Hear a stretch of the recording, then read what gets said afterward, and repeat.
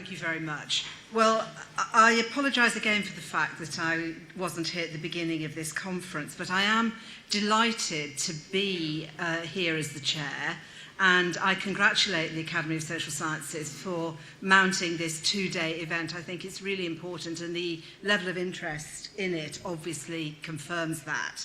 But I think it's an incredibly valuable thing to do, and I'm sure very valuable things will come out of it. I was invited to be the chair, not to give a presentation, which I'm delighted about because I've been asked to give a lot of presentations on the report. But that does mean, of course, that I need to play the role of the neutral chair, so I am not in the position where I'm going to answer every point or criticism and so on. And indeed, I have already heard this morning a number of things that are simply wrong about the report, but I don't think it's my role to intervene and change the nature of this event so that it's just a defence by me of what we said. So I'm not going to do that, but I'm very interested in the things that people are saying, and obviously I'm also learning all the time about this whole world, something I hadn't been involved in open access before I took on this job. And so I say job, I wasn't paid for it, by the way, this role. I was a novice, really, and so I feel as if I learned fast, but I'm still learning. I perhaps also should say that I'm not involved in the implementation, so a number of points that have been made this morning have been particularly about the RCUK role in implementing this. I'm not involved at all in that, so I haven't got anything authoritative to say about that. My only continuing commitment to the report and its aftermath is that we recommended in the report, and it's been agreed that this will happen, that next summer, 12 months after the report was published, I will get the working party back together again to review how the implementation is progressing, and I'm sure we'll have things to say about that then. So that's my only continuing role. I'll be doing that next summer at some point. So what I just want to do now is to give a very broad overview of some of the things that I think are important to this sort of discussion of the report and its aftermath. And particularly perhaps to try to emphasise some things which are commonly misconceptions about what we did and didn't do. So first of all, our remit.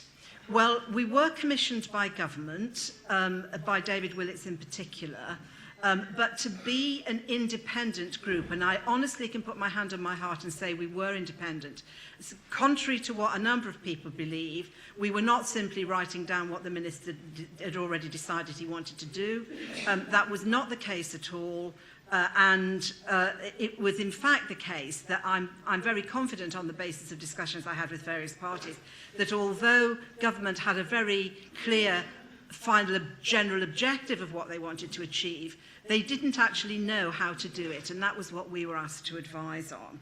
So what we were asked to advise on was, in a sense, is there a practical way forward to expand access to research publications without destabilising what is a very complex ecosystem of publication involving researchers, universities, libraries, funders, publishers, including learned societies. These are all parts of this ecosystem. You change one bit, something else changes that you didn't anticipate. It is a very complex system. There is no easy answer to how you move it forward into a different sort of environment. If there was an easy answer, there wouldn't have been any need for our group. We were not there to debate whether change is necessary or desirable, or in fact to come up with solutions that would destabilise the system. So that was our very specific remit. It was specifically also related to the peer-reviewed publications arising from research. We had nothing to say. It was not part of our remit to look at data, open access to data. As it happens, there was another report being done at around the same time by the Royal Society on that topic, but that was not us. We have nothing to say about access to data except that which is in published form in peer-reviewed publications. We also, of course, have to confine ourselves to publicly funded research. The major driver from government's perspective was the links between this and the government's transparency agenda. Government believes, you may disagree with this, but it's a very strong belief, and it's being implemented in a number of ways, that it is important for the citizen, individuals and organisations, to have access to as much data as can reasonably be given. And that's much more than people get now, including government's own data. And that's a strong commitment.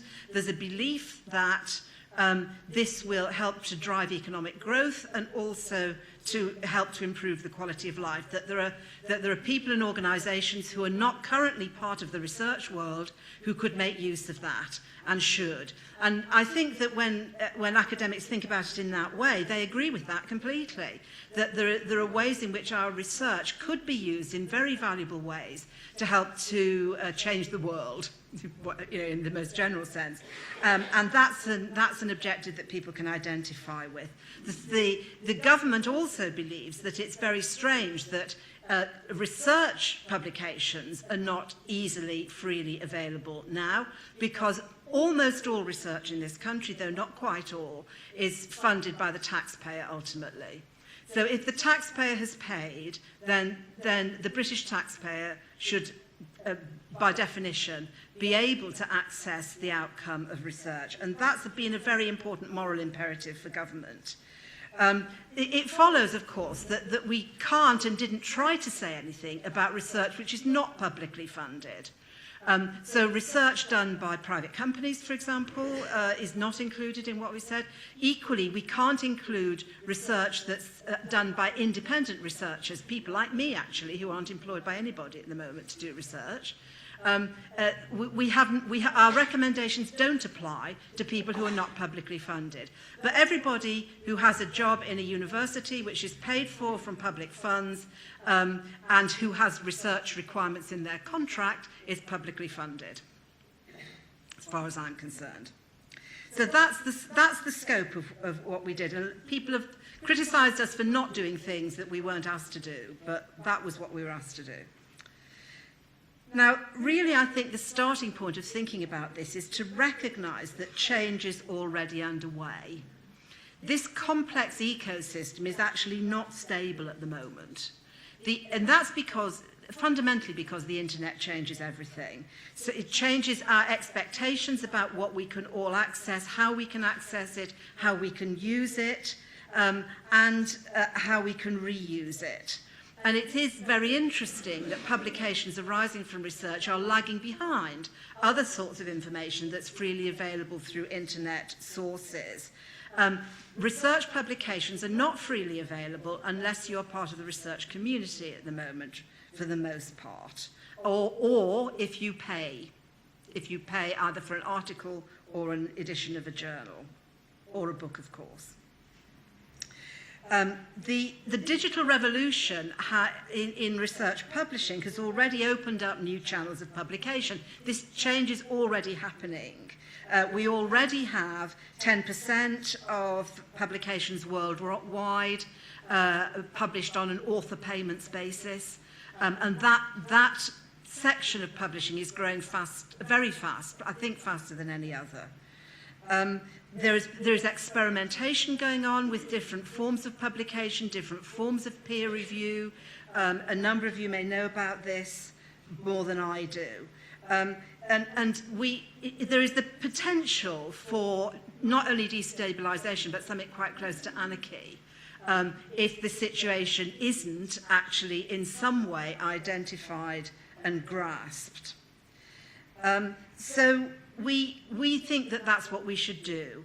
And because this is essentially about electronic access, at an early stage we decided that we could only, at this point in time, make recommendation about journals. Because for most academic monographs are not published in electronic form at the moment. And that means that it was very difficult to include them in the same set of recommendations. But ultimately, I think the same issues do apply. So the destabilization of the the complex ecosystem of publishing is already a present danger. And I guess that many people in this audience already see it from the perspective of either academics or people who support academics. So the cost of journals rising, the bundling of journals into things that you don't... This is a publisher's response to some of this destabilization, the fact that libraries therefore can't afford to buy books anymore, the falling, very small print runs of academic monographs now that are possible. All of these things are show that the system is breaking down. And we felt that what we needed to recommend was something that would recognize that change is happening, embrace it, and then try to map out what would be an orderly transition rather than a free-for-all. So that was our model. It was absolutely not easy to find an answer to that. To find a practical way forward, we had to recognise that all those different parties, researchers, universities, libraries, funders, publishers, all have different interests, and those interests are not always, well, in fact, they're very difficult to reconcile with each other because people are wanting different things properly wanting different things out of this ecosystem. And so the difficulties in reconciliation was really what we had to work with in the working group. And some of that is even within one section of that. So, for example, the effect on universities varies according to whether they have high proportions of their staff who publish in academic journals, for example. So the effect is different in different parts of the sector. Equally, within the publishing industry, the effects are different. And obviously, learned societies are a particular focus of this conference, I'm very pleased to say. But I'm interested that I've heard in a number of places the same people arguing two things which are completely inconsistent in my mind. One is publishers' profits are far too high, and therefore why didn't you make some recommendations that would reduce them? The same people will on a different occasion perhaps argue learned societies need to keep their profits as high as possible in order to be able to fund all those excellent activities that they fund. Now, I understand the instincts that lie behind those two, but in terms of finding a practical way forward, those two things are pretty incompatible with each other. And then you get the incompatibilities between the different segments that we're operating with. So what we agreed was that we were looking for a solution, a practical way forward, which we accepted, and everybody accepted, that nobody would think was perfect. Everybody would find something in it that they didn't like. But what we were aiming for was the best fit with our success criteria, and we developed success criteria for this, the best fit that we could find, and a solution that everybody could live with. So nobody was going to think it was perfect, but everybody was going to be able to live with it. And that's what we believe we came out with. Now, just let me say something about our recommendations. Again, inevitably, lots of misunderstandings here. Our main recommendation was that there should be a mixed economy as between subscription journals and author payments-based open access journals, a mixed economy between those two elements for the foreseeable future. And we envisage that the balance should shift over time between subscription journals and open access journal payments. We absolutely did not say that we should move immediately to everything being author payments, gold open access. And indeed, I believe it'll be a long time, if ever, before we get 100%, even in this country, published on that basis. But we did also, at the same time, saying that we need to move forward on this and that we should expect a mixed economy for the foreseeable future. We did also say that we believe that the policy direction should be set towards gold open access because it has a business model which enables restrictions on access to be removed, essentially. I don't want to spend time going into why that is, but we tried hard to see whether the subscription model could be modified to get to the kind of open access and the extent of access that that we were looking for, and we decided you could make a bit more progress, but you couldn't get as far as you needed to. And it's a different business model for Gold Open Access, and that's the one that really will work in terms of accessibility. It also provides a sustainable business model, both for the publishing industry and for others who in the ecosystem. It does, and we were very keen on this, offer more opportunities than the current situation does for experimentation in different forms of publishing, and I think you can see that happening already. And some of it's going to bubble up from the academic community itself, different forms of publication, and some of it will come from others, like university presses. I personally think are going to have a bigger role in the future if they grasp this. We think that's wholly to the good. The entry barriers are very high at the moment, and it makes it very difficult to open up the system. However, the transition during which the balance shifts between these two models needs to be gradual. If it isn't gradual, it will destabilise the system. It also needs to be gradual because different disciplines need to move at different speeds. I think it's well recognised that, as things stand at the moment, already a significant fraction in the life sciences, life and medical sciences particularly, are already published on a Gold Open Access basis. Whereas if you come to the humanities and social sciences, a rather small fraction are already published. It stands to reason that disciplines are going to have to move at different speeds to achieve this change. And we have to make sure that that happens in a way that's managed in a sensible fashion. So I think it's really important, obviously I think it's important, I'm a social scientist, that social sciences and the humanities are not harmed by this transition, not undermined, the quality of the research and not undermined, the quality of publications not undermined. But it's also important that they're not left out of it. And there's a great deal to play for in terms of the type of implementation that's going on. So positive engagement with the implementation process is really important, and I hope that this two-day conference is actually going to help to encourage that. I said at the beginning that I was a novice in this field, and to some extent I feel that I still am. I was sharing a platform with somebody else recently who's been involved a lot longer than I have, who described open access, or the open access movement, as a broad church with a fanatical evangelical wing. I didn't know that before I started this role. Actually, I think it's wrong. I think there are several evangelical wings, and they believe different things, which I suppose is typical of broad churches. I guess that I think it's very important that people for whom this really matters do engage on a practical level with the transition, aim to be probing but constructive, and most of all, try not to lose the big picture whilst necessarily delving into the detail. Thank you very much. That's what I wanted to say. I'm going to introduce Paul Hubbard now. Paul Hubbard is going to speak to us about the implications for the REF, which is I won't say it's the one thing everybody's come for today, because the other contributions have been fantastic, but this is the slightly unknown bit of the picture at the moment. Thank you. Good afternoon. Sorry. Yes. Good afternoon, and thank you for inviting me. I'm delighted to be here for at least two reasons.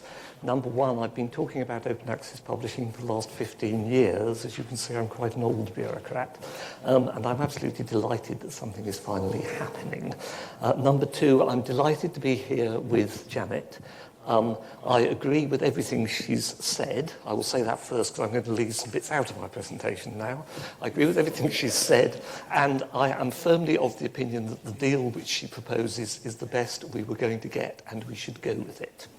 Right, that being said, I will start with a small digression and show you some pictures, and I'm going to talk about academic publishing, and I'm going to ask two questions. Question number one, what do the following have in common? A bookshop, a telegram, a catalogue store, and a bunch of conventional peer-reviewed academic journals. I will now answer my own question. They have all had their business model destroyed by the internet, whether they like it or not. My second question, therefore, is which of these is going to rise from the ashes stronger than before, and which will we see staggering off into the twilight?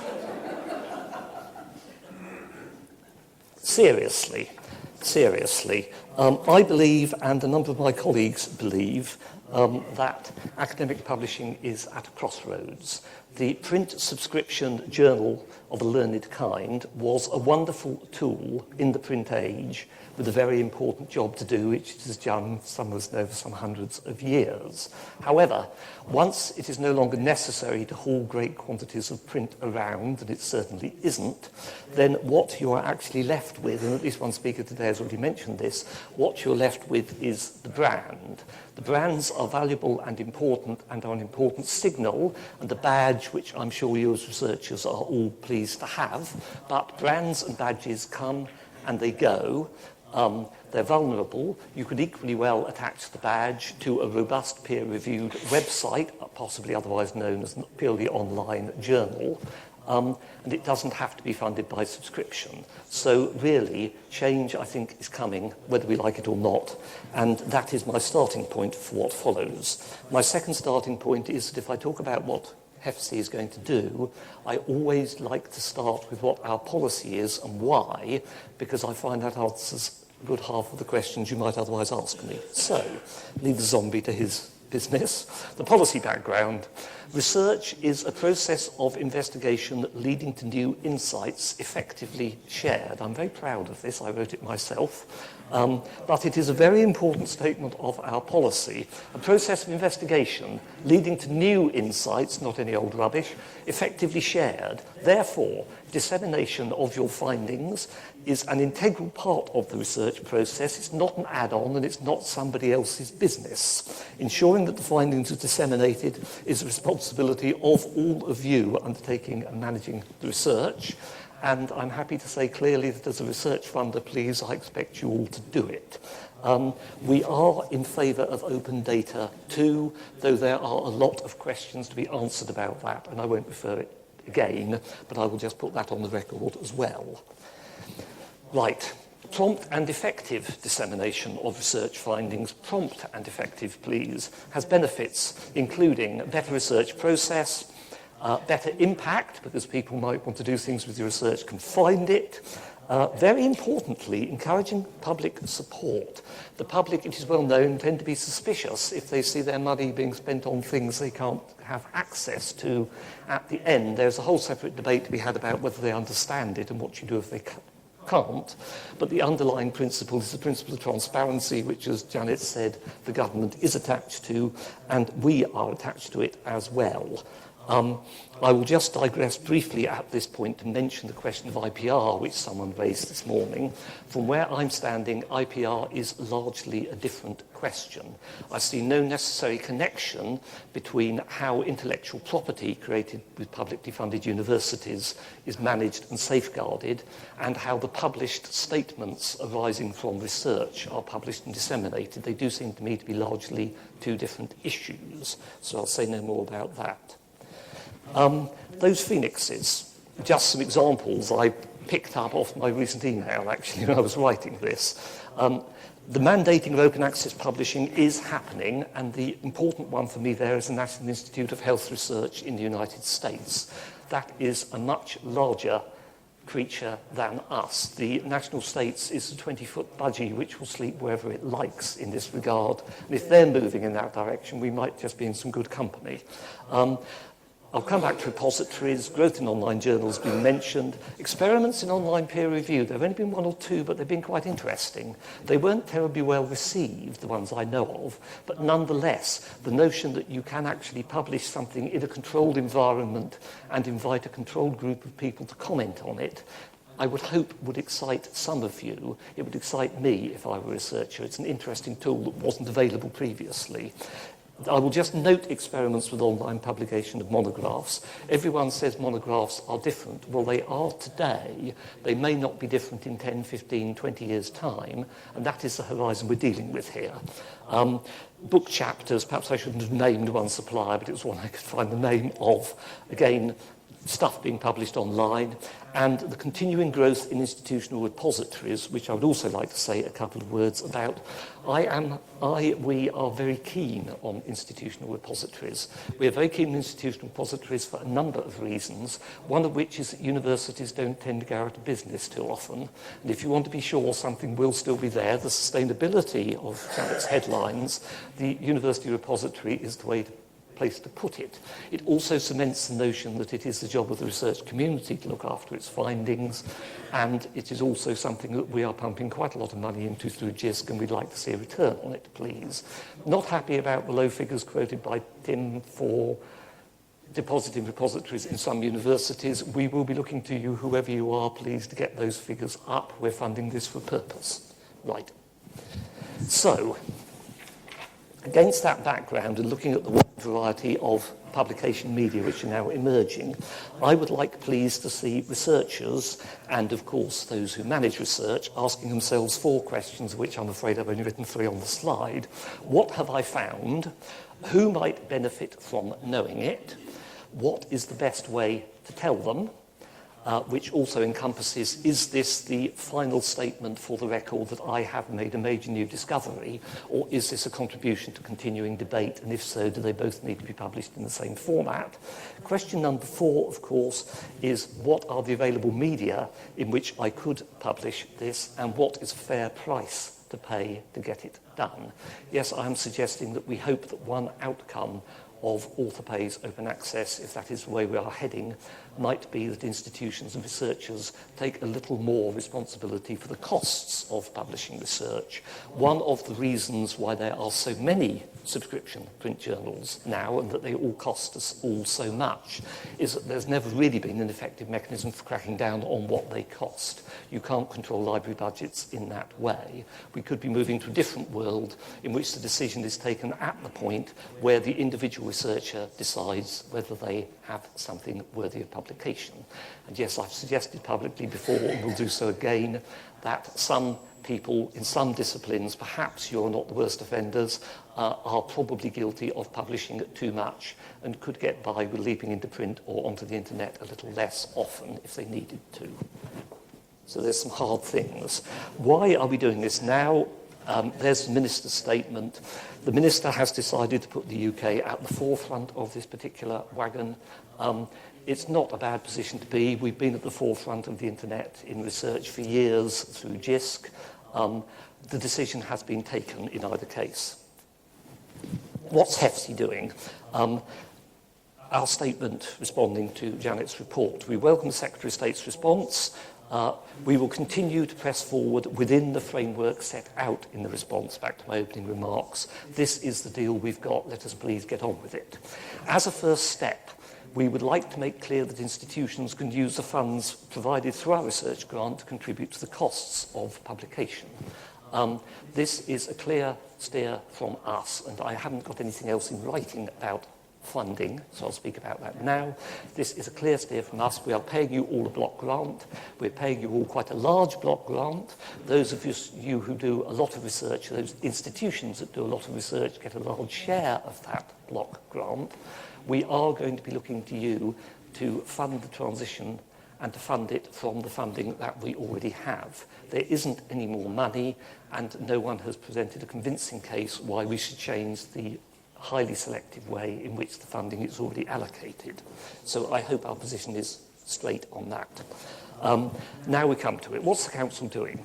We intend to consult. We will consult, and I'll say some more about that in a minute, on how to implement a requirement which our board has agreed we will have, that research outputs submitted to any future REF or similar exercise should be as widely accessible as possible at the time.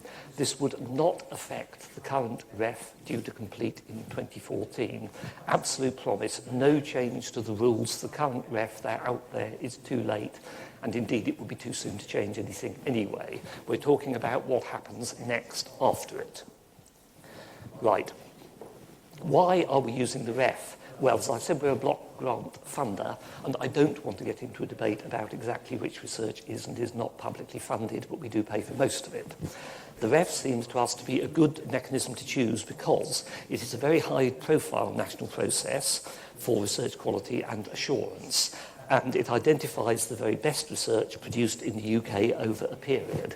If we are going to give institutions that we fund a sharp shove towards embracing open access publication, we would like you please to start with the most important research, which is the very high quality, high profile, groundbreaking stuff that your colleagues are talking about. And the REF will catch that. The other reason, of course, crudely, is that the REF is a valuable tool and the best that we've got for influencing the behaviour of researchers and research managers. It probably doesn't feel like this from where some of you are sitting, but we don't largely interfere in what you do. We are not frequently around the universities saying you must do this or you must do that. In this case, however, we are giving you, please, quite a clear steer as to what we would wish you to do. The principle, then, work submitted for assessment, this is the 4 publications each on Form RA2. For the present, these works that you cite in support of your impact statements are a different kettle of fish. This is your 4 publications ahead, right? They should be as freely available as may be possible and reasonable to require at the time, having regard in particular to some practical constraints.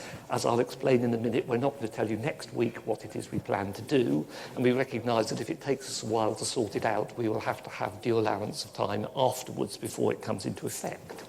But the really important point, having full regard to the policies and requirements of other research funders, what I like to call the full going rate. We propose to march in step with Wellcome and the research councils, particularly the research councils, and I hope with the NIHR and some of those other people I mentioned. We don't see why we should expect any less than they do across the piece. We don't think it would be reasonable for us to expect a great deal more or something which was the same but different and caused you a lot of extra work.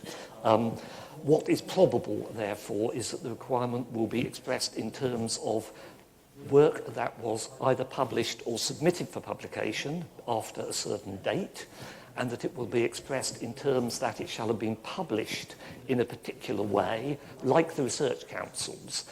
We have a choice. We could say it's got to be available online by the submission date. We could say it's got to be born open access or born short embargo.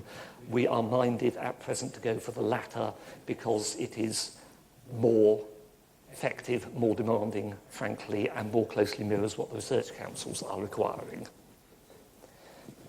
So there are a lot of issues to resolve. Which formats? I think it's probably going to be journals and conference proceedings in the first instance. I would like to look at some of the other kinds of publication, particularly in social sciences, stuff like grey literature, but I suspect it will come back to journals and conference proceedings in the end. What level of open access? Well, I've given you a strong hint on that. It will either be born gold or it will be whatever embargo periods the research councils are working with at the time. I think it's extremely unlikely it will be anything other than that. Which version of the text? I've struggled with this myself. I'm not a researcher. I've never published like that. The version must be the proper text content of the published version. Whether it has to be the PDF of the published version or something else, we want to take advice on. The core point is that the assessors can read the version of the text which is cited as being open access and can be confident that they've got the proper text and not some subset or earlier version of it. Available where? Institutional repositories again. I would like us to require that everything you cite that's available online can be accessed, please read my lips, can be accessed through institutional repositories. I don't mind if it was originally lodged somewhere else like a subject repository, but it is important to us for a number of reasons, including the assessors having access to it, that if you put it into the REF and you say it's open access, that it can be found on your university website and that the correct version of it to be read by the assessor is there. Timing, phasing, allowing due time for compliance, I think I've covered. Monitoring and verification, perfectly straightforward, as I think you can see if we say it's got to be on your website and it's got to be the right version. If assessors, panel members started coming to us saying, this submission says all this stuff is on the website and it isn't, I don't think the institution concerned would be in a very good place, and I don't think we need to wave any sticks apart from that. I hope not, because we want to keep this simple. Right, what happens next? We want to, as I said, we want to move in concert with the other funders as far as possible. We are talking to our colleagues in Scotland, Wales and Northern Ireland. We are talking to our colleagues in Research Councils UK and individual research councils all the time. We have already opened a dialogue with some of the major publishers and the learned societies, and there will be more of that on both sides of the House. We are proposing to write fairly soon a letter to a large range of people, including publishers and so on, saying these are the issues that we have to sort out. Can you please give us your preliminary views on how we might sort them and what the problems are that we are going to face in doing this thing? Once we have had that and considered it, we will only then formulate a clear proposal saying we propose in the next REF to do the following specific things, and ambitiously, we hope to consult on that in early 2013. I'd like to stick to that timetable because the clock is ticking on the body of work that we will be able to capture if we start slipping. But that's what we're thinking at the moment. And at the end of all this, there will be clear, timely announcement of the requirements for the next REF, as we always do with stuff for the REF. We aim to tell you well in advance so that nobody can say that they would have behaved differently if they'd known the rules were different. Equally, we aim to tell everybody at the same time, so we preserve a level playing field. I hope you will agree, albeit reluctantly, that we are doing our bit and that we're doing what we can to ensure that HEFC is carrying forward the government policy arising from Janet's report, and that this will be workable once we have ironed out the glitches, which you'll no doubt want to tell me about. And if I could finish with two reminders, please. We do not, in the REF, countenance journal impact factors in any shape or form. Panel members this time round have been given the clearest instruction that they're not to look at journal impact factors, and the panel secretaries will be looking out for it. And the second one, please, everything I have said, I've said this once, I'll say it again, everything I have said has no implications for REF 2014, which goes on exactly as per the guidance on submissions and panel criteria documents that we have already issued. That was rather compressed, but I think I've said everything I want to. Thank you for listening.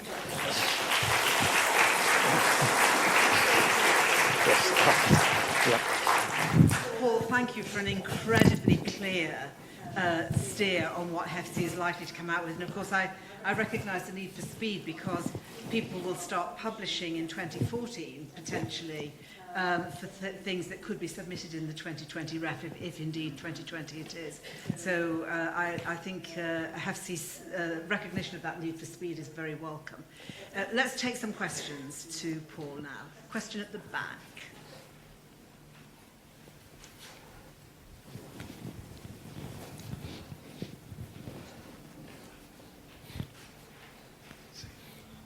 I'm Lucinda Matthews-Jones from the Liverpool John Moores University. I think we keep talking a lot about articles and about how we're going to pay for the open access, but we're also working in a system that also relies on our services to fund a business model which sees us editing, writing book reviews.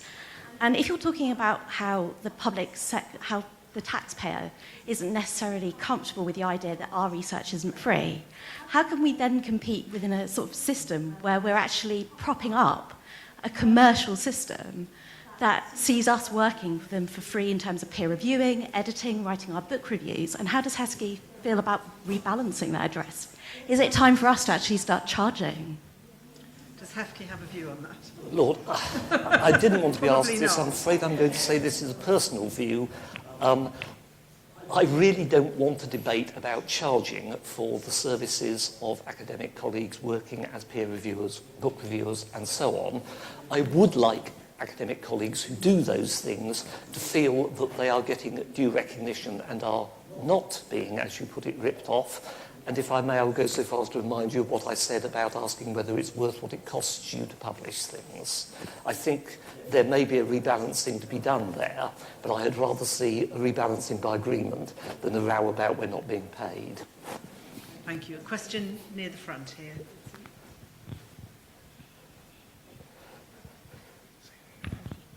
Hello, Paul. I'm Sally Halper and I work in the social sciences team at the British Library. My question for you is about institutional repositories and about, as you mentioned, in some cases, a kind of low deposit rate into those. One option that you might wish to consider as part of the consultation is for universities to have the option, if they, perhaps in addition to using their own institutional repository, or instead of, where they don't have an institutional repository or where they don't have the funding to cover running such a thing in future, to submit their articles to the British Library, which is an automated process where we use a web harvester, where, as the National Library, come the 6th of April next year, we shall have the legislation on the statute books to enable us to take electronic items as legal deposit. Would that be something that HEFCE might think worthwhile? Thank you. I would like things to have a university address on the front of them, but I would be delighted to discuss that proposition with you further, yes. Okay, Stephen, just behind you, just behind where you're standing. Sorry, this is possibly a naive question. I'm Jane Callaghan from the University of Northampton. I'm puzzled a little bit by the definition of public funding that's being used by both of the speakers. I was under the impression that universities were moving to a fees-based model, and the reliance on the notion of university academic staff time being paid for by taxpayers seems to be slightly out of date. As far as research funding is concerned, sorry, go on. As far as research funding is concerned, it's my expectation that the public, in various forms, will continue to be the major funder. This is different to teaching. The contract, implicit contract I'm interested in is a contract for the research to be done. On that front, I said I had rather not define public funding. If pressed, I would say it's publicly funded unless you can demonstrate that it was paid for at least full economic cost by a commercial source. Otherwise, it is benefiting from public funding, which makes it publicly funded, if that helps. Next question, if there are any others. Yes, right at the back, and then I'll go to Tim. Ozzy Jones from the University of Liverpool. I thought open access publishing was a dog's breakfast before I came here, and now I'm completely convinced it's a dog's breakfast. It seems to me that it's about as ill thought out as it could possibly be. I mean, you talk about the debate about what's going to happen in REF 2020. I mean, there's been no discussion. There's been no, as far as I know, there's no discussion with universities. It's fundamentally anti-democratic, all this stuff. It seems to me what you're doing is threatening the ecosystem of the UK publishing, because as the speaker said this morning, this is not going to make a blind bit of difference to the top American journals. So what we're threatening is our infrastructure of top UK journals on the altar of what? It's very, very difficult to understand. Paul, do you want to comment on it? Yes, I will, yes. I disagree with you fundamentally about anti-democratic, because where I sit, open access is a democratic activity. It's a machine for democracy, for sharing things. Oh, Paul, I'm Yes. sorry, Paul is And talking about the way... yes, sorry. And as regards consulting universities, we have talked to some colleagues in universities already. We have already talked to Universities UK, and I think I'm allowed to say we've talked to the mission groups. We will be consulting everybody. We're not going to do anything without consulting you all. Our board has decided they want to do something in the next REF, which I think they're entitled to do. Of course, if it were to transpire that it absolutely could not under any circumstances be made to work, I would be in trouble because they'd have to say they're not going to do it, but I don't think that's going to happen now. Okay, I've got a final question here from Tim.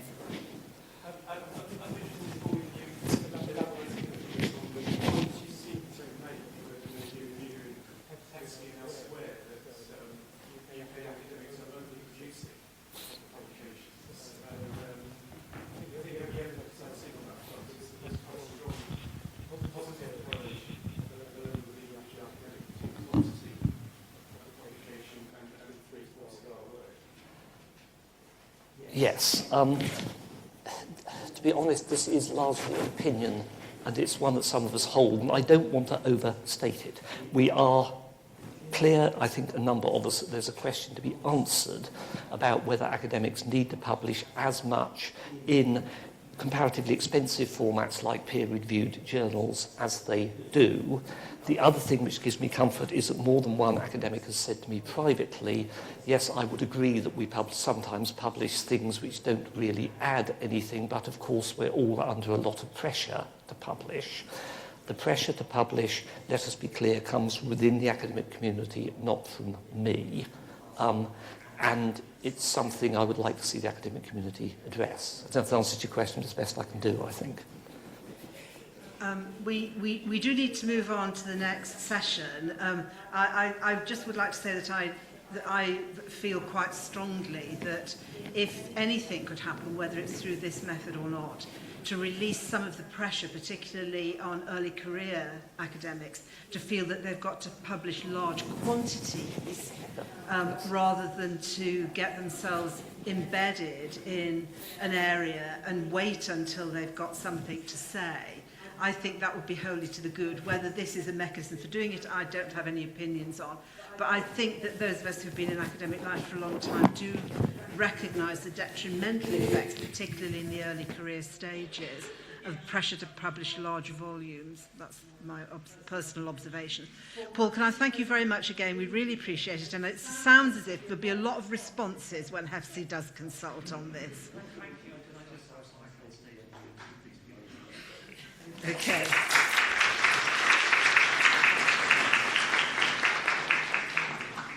Could I ask our next two speakers to come and join me up here?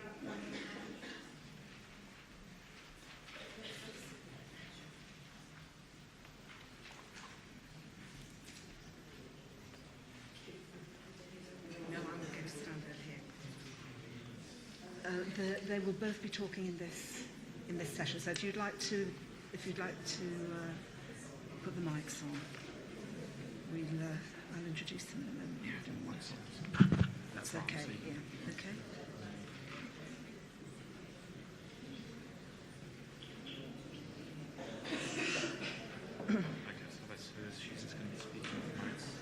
Okay. Right. Fine. So we have a change of gear now. Which is a session with two speakers on implications for author rights and IPR. There was a lot of discussion this morning about IPR and about copyright, about the CC BY license and a number of other technical things that not all of us understand properly. But I'm sure we will understand a lot more about it after we've had this session. So can I introduce on my immediate right Maureen Duffy, who is the President of Honour of the British Copyright Council, and on her right, Professor Charlotte Weald from University of Exeter, Professor of Intellectual Property Law. I'll ask them to speak in sequence, and then in this morning's session, we'll have questions to both of them together at the end of the session. So, Maureen, may I ask you to take the floor first?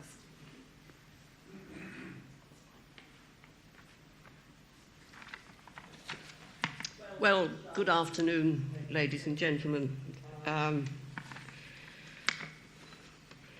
thank you for giving me this opportunity to express a few views from the outside world, as it were.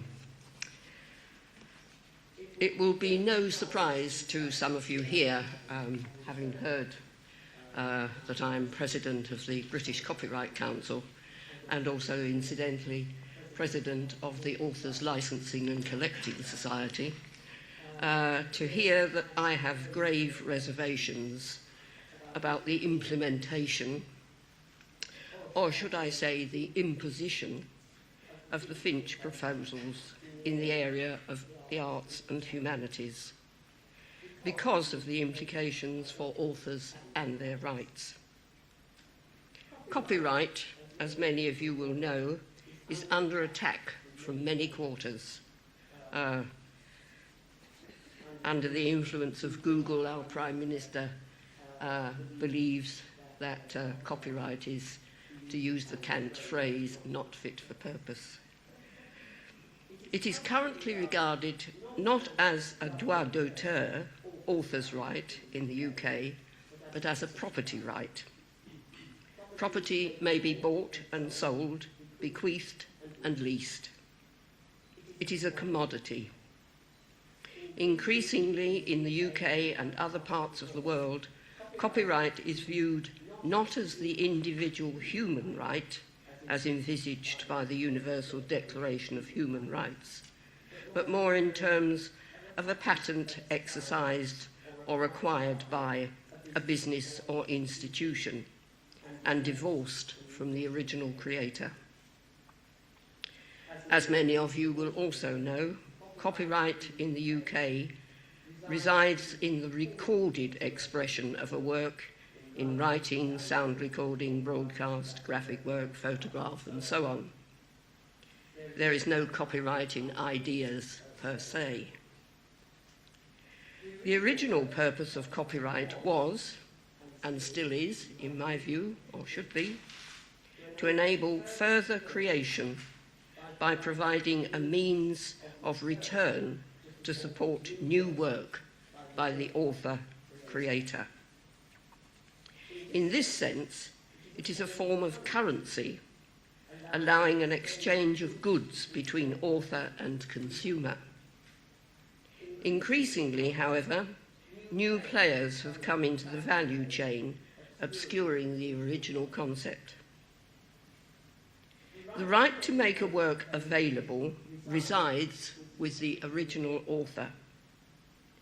I can, if I wish, already make my work available for free to all, for instance, via my own website, as I do from time to time.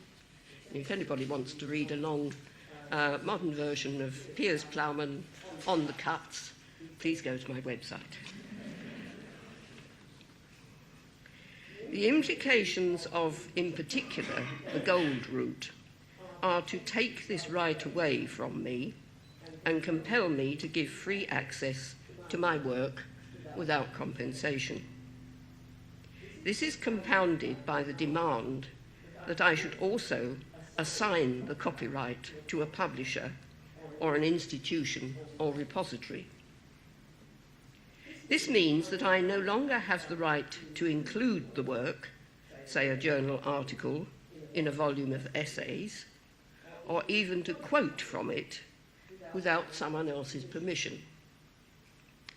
I was particularly shocked on Tuesday evening when I happened to be attending a book launch at my university to hear that an academic had actually been charged a fee to quote from her own work. This seems almost to verge on the absurd and is clearly of very great importance to those in the arts and humanities who intend to republish their work as an aid to their career, if nothing else. A further concern arises when, as well as an assignment of copyright, a waiver of the moral rights is demanded, something which is not even permitted in some civil law jurisdictions. This takes away your last remaining claim to any control of your work, its use, the right to be acknowledged as the author, and to its integrity. Anyone may now do anything with it. You and your work have no protection against derogatory treatment. It can be rewritten, anonymously made available, the meaning corrupted. All that remains to you, if you can afford the legal cost, is to try to prevent anyone attributing to you something which you have not created, the right to object to false attribution. Finally, there is the question of paying for publication, and Professor Hubbard obviously didn't want to get into that, but I'm sure a lot of people will want to get into it.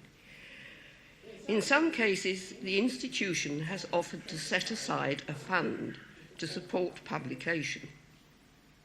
But who will decide on eligibility?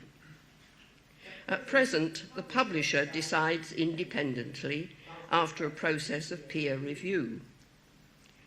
Where the author is not attached to an institution and does not have research funding, she must pay for publication herself. What used to be seen as vanity publishing becomes necessity if the work is to come before the public in a published or recorded form other than the author's website. The Authors Licensing and Collecting Society, from which some of you, I hope, receive occasional payment for the photocopying and other uses of your work, is currently conducting a survey into the attitudes of our academic members on the desirability of the green and gold routes. If you don't know about this and would like to take part, please look at the ALCS website. Initial responses from our members have so far been largely negative, especially to the gold route, where 75% of respondents have expressed a deep antipathy to the proposals, some going as far as to call them piracy. We shall be making the final results available. I hope it is in time to cause a serious rethinking of proposals which seem superficially so appealing and in the public interest, but could have serious unintended consequences. Thank you.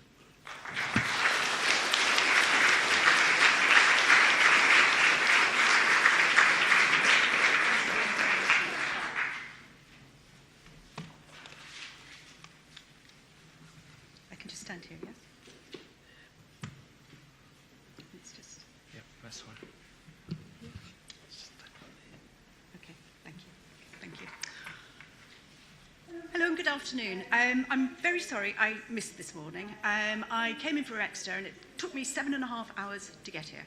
It wasn't leaves on the line, it was the bad weather, but you'd have thought in a week the trains would have sorted themselves out, but sadly not. Anyway, I'm here, and I understand there's already been some discussion this morning about IPRs and copyright, so I think there was a hope that I might, sort of help towards clarifying some confusion. I don't know if I can do that, but I will certainly give it a go.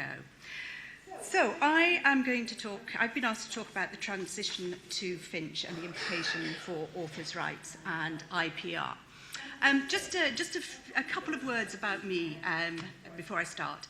I'm talking, of course, in my personal capacity, and that is as a researcher at a university. And it's also as somebody who has a great deal of interest in copyright and new technologies, and the way that businesses are adapting to the new information environment, whether they were born analog and moving to the digital, or whether they're born digital. I've got a real interest in the legal, what I would call the legal information framework, and how businesses adapt to it. And that, sort of covers not just copyright, but data protection, freedom of information, reuse of public sector information, and so on. I'm a keen proponent of open access, and I have published in this area. I don't publish, or at least I don't put my work in open access repositories as much as I should, and I'm very happy to explore the reasons for that with you, if you're interested.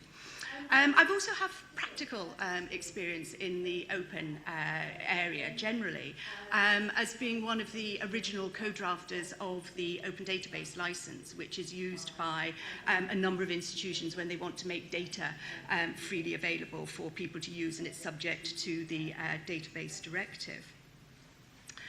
So, when I was asked to give this talk, I thought, right, okay, first thing, go back, reread the Finch Report in the light of the title of this talk. And a number of things shot through my mind. Brilliant, easy access. I'm redundant. Talk about what? It's mine. Expropriation, secondary income. And I feel buffeted, a bit like that tree. And why? Let me explain why to you. I read the Finch Report, and I also used the, sort of find words, and I looked for the word copyright in the Finch Report. And I found it to be mentioned on 11 pages, a total of 14 times.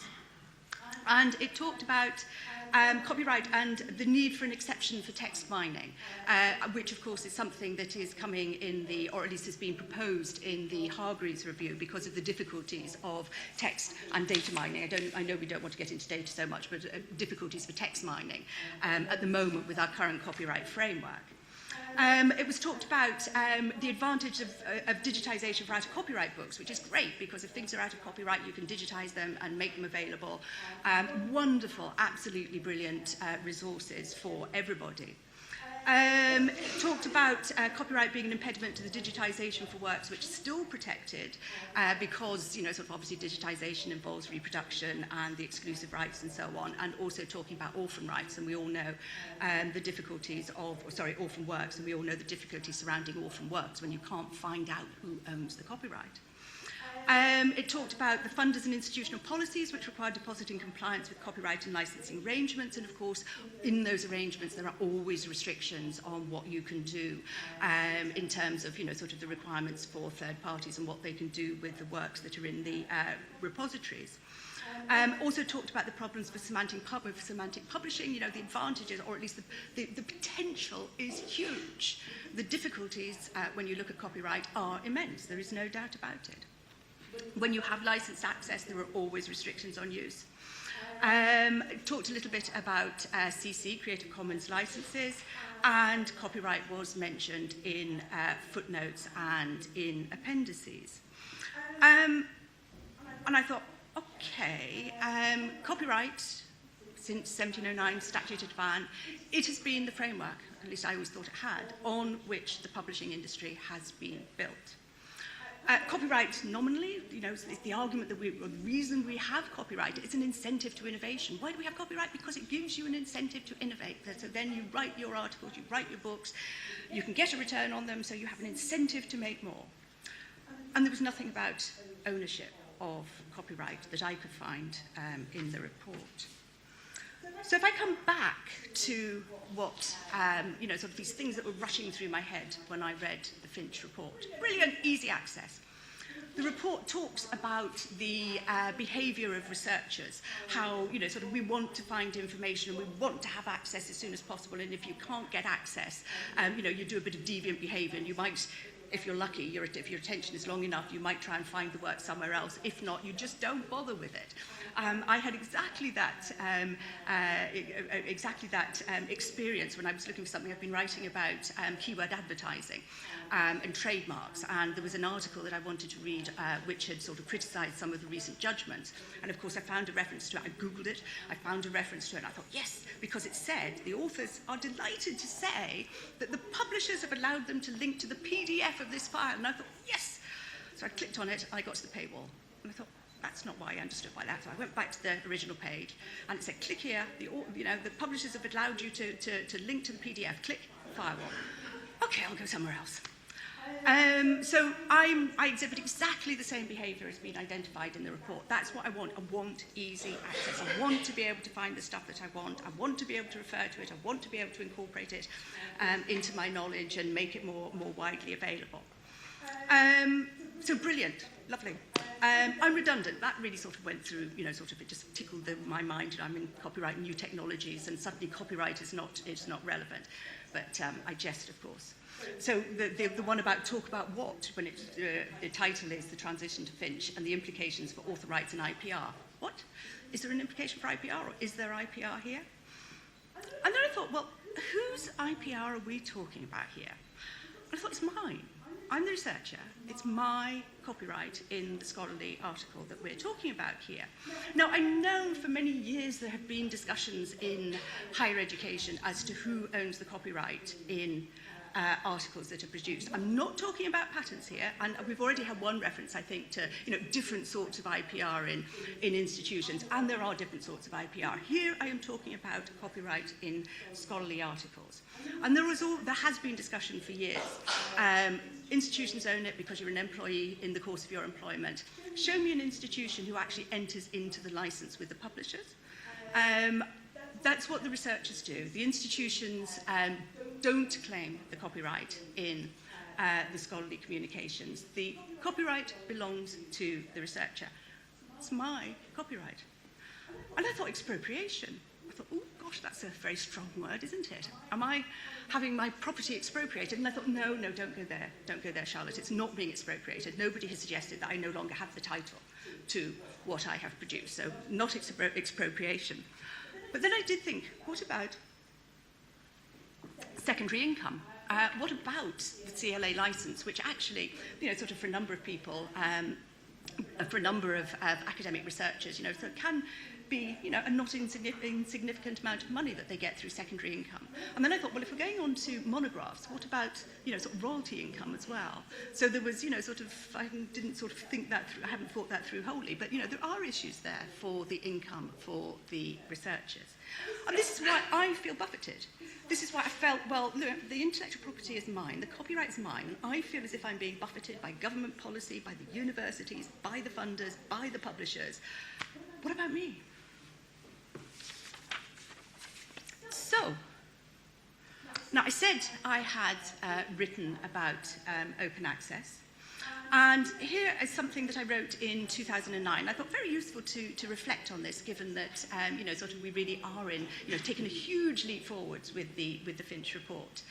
What I said in 2009 was, although copyright may only play a small part in the open access landscape, it is a key part.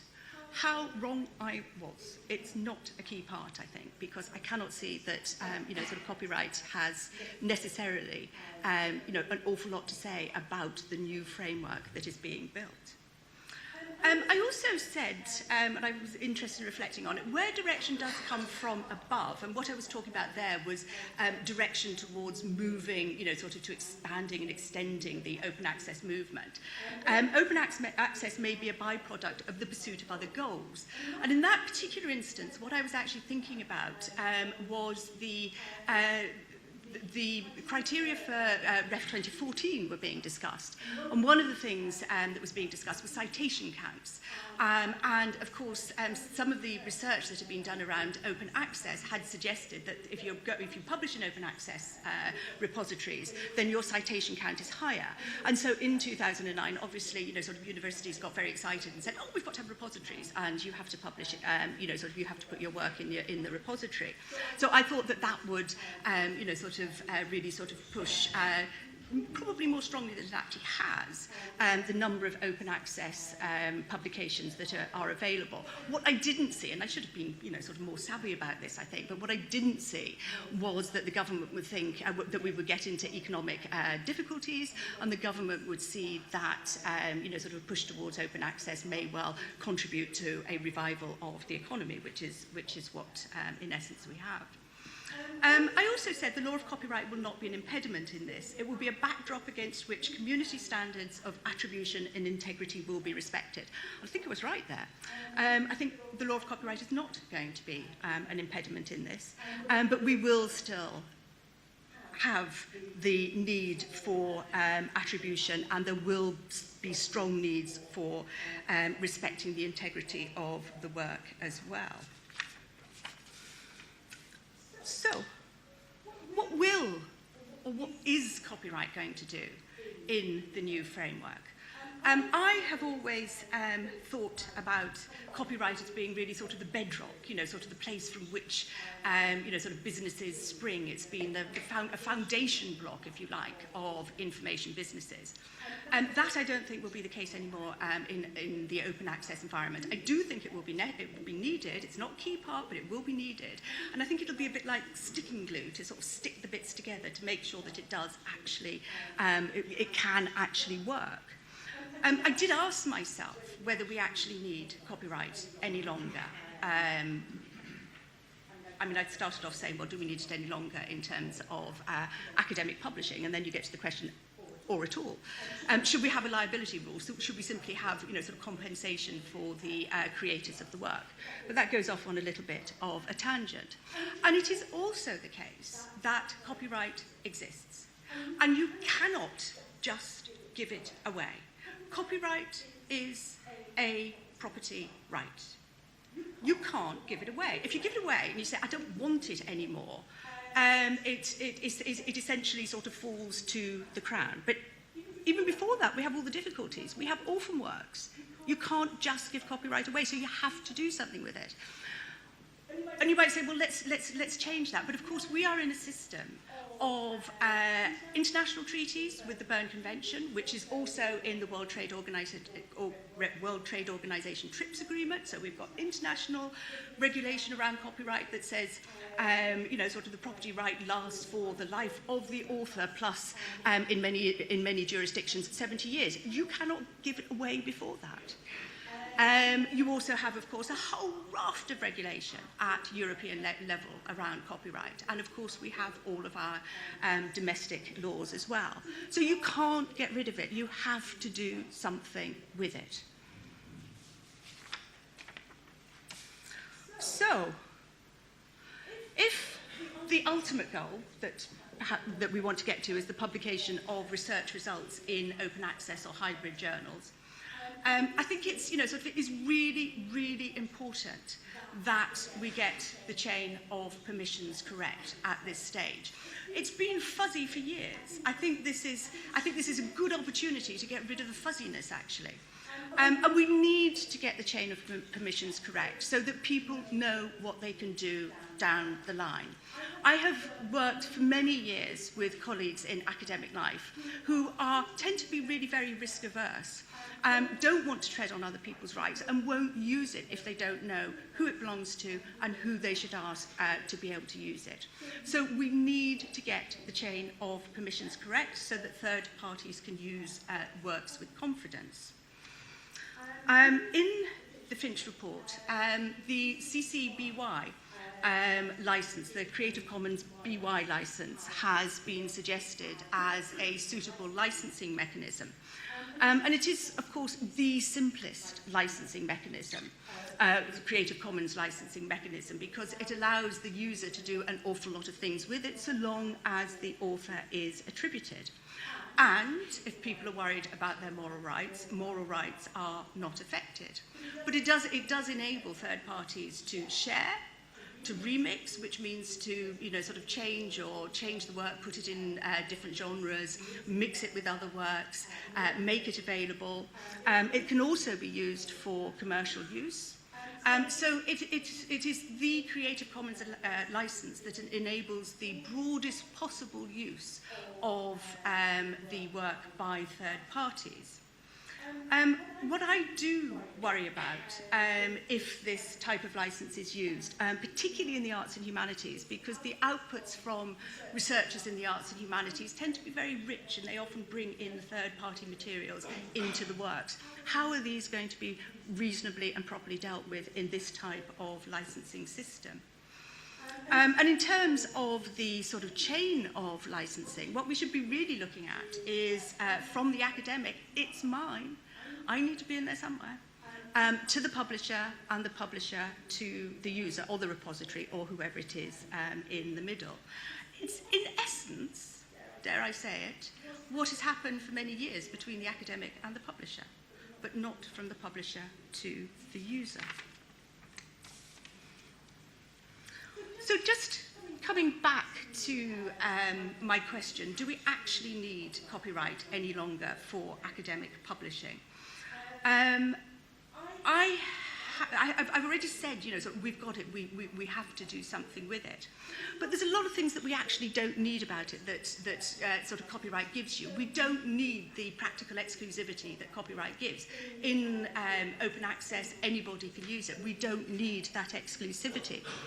I worry because of the basis on which we have argued for years that we have a copyright framework is because it does give this incentive to create more works. In academic life, interestingly, it's not an economic incentive that copyright actually tends to give. It is the right, the incentive obviously is, sort of going up the academic career ladder. It is the right to be attributed when your work is published and made available. And of course, in that sort of respect, there's a really symbiotic relationship between the academic and the publisher, because the publisher is interested in having the academic's name there as well, as much as the academic is. I do have philosophical worries. I'm sorry, but I really do. We have justified this whole copyright framework ever since its inception on the basis of the author. That is why the copyright term is the life of the author plus 70 years. And suddenly, sort of the author seems to be coming, we're questioning the copyright framework, and certainly the author in terms of the place in the academic publishing construct that is being suggested becomes much less important. And finally, sort of looking ahead, I do have a significant concern over who decides who publishes and where. If you have the public money going to the institutions, so the institutions can will look and decide who publishes where. There's suggestions in the Finch Report that institutions need to work with researchers in relation to deciding how this is actually done. We've already also had the suggestion that researchers at the earlier part of their career, perhaps, sort of if some form of the pressure comes off a little bit, that would be no bad thing. But one of the things that the copyright framework has done for the individual academic to date is to enable the academic to decide where they want to publish, subject, of course, to being good enough and to peer review and whether your article can get somewhere. But as an academic, you are then responsible for what you do in terms of publications and your academic career. With the money going centrally to universities, universities have a whole range of concerns that they need to meet in this very new economic environment that higher education actually exists in. Whether it is going to be, or they may have concerns over particular aspects or parts, disciplines in their university that they want to make sure are stable going forward. I am really worried for the individual research academic who will not have a say in where at least to try publishing.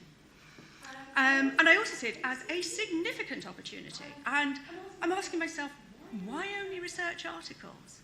I sit on the Arts and Humanities Research Council Digital Transformations Theme Advisory Group. And their public money is going into researchers developing all sorts of innovative artifacts, for want of a better word. They're developing wonderful things, thinking about the transformative and the digital. Why don't we have these open access as well? That's my final thought on that. Thank you.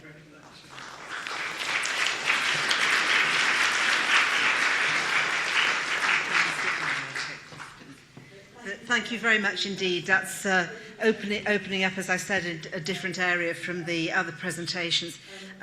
We deliberately didn't make specific proposals about changes of copyright at all in the report, as Charlotte's pointed out, and didn't see the need to do that. But obviously I understand that people think, you're trying to think beyond that, there may be implications, so it's important that we have these inputs today. So we can take questions now for a few minutes.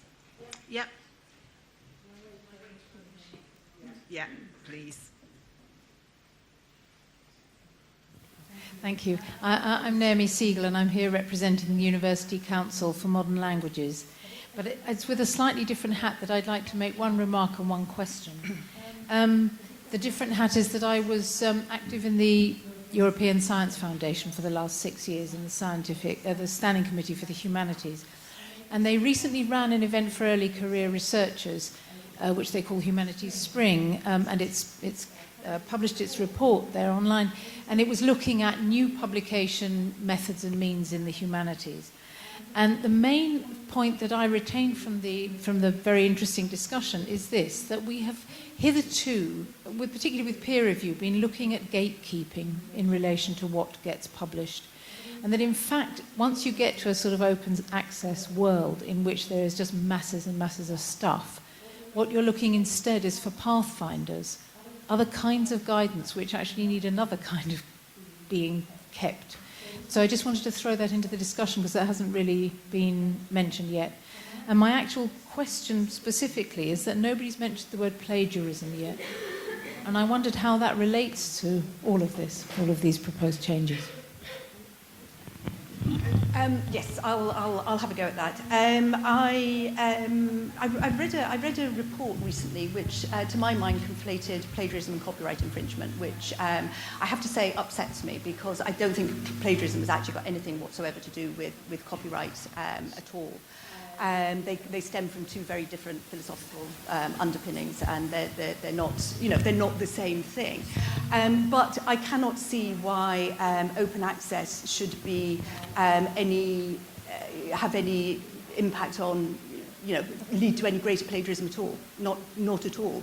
What we do a lot of in institutions is to educate our students about good academic practices, which involves not plagiarising. And I think it's an educative thing rather than, and I don't think open access will have any bearing on it. I'm not quite sure, because I recently heard a report on the number of essay writing organisations which have sprung up to provide essays for students. And there is of course, among a lot of people, there is a feeling that you can take anything from anywhere, and particularly in the digital world, you can take anything from anywhere. And there is, this will need a lot of overseeing. Otherwise, you may indeed find that people simply hack into an open access and reproduce a complete article and pass it off as their own. So, but we can, I'm sure that can be I just wanted to way. invite the questioner to clarify whether you were talking about students, because at the moment students can get access to the material anyway because they're part of a university community. So were you talking about a different constituency who might plagiarise?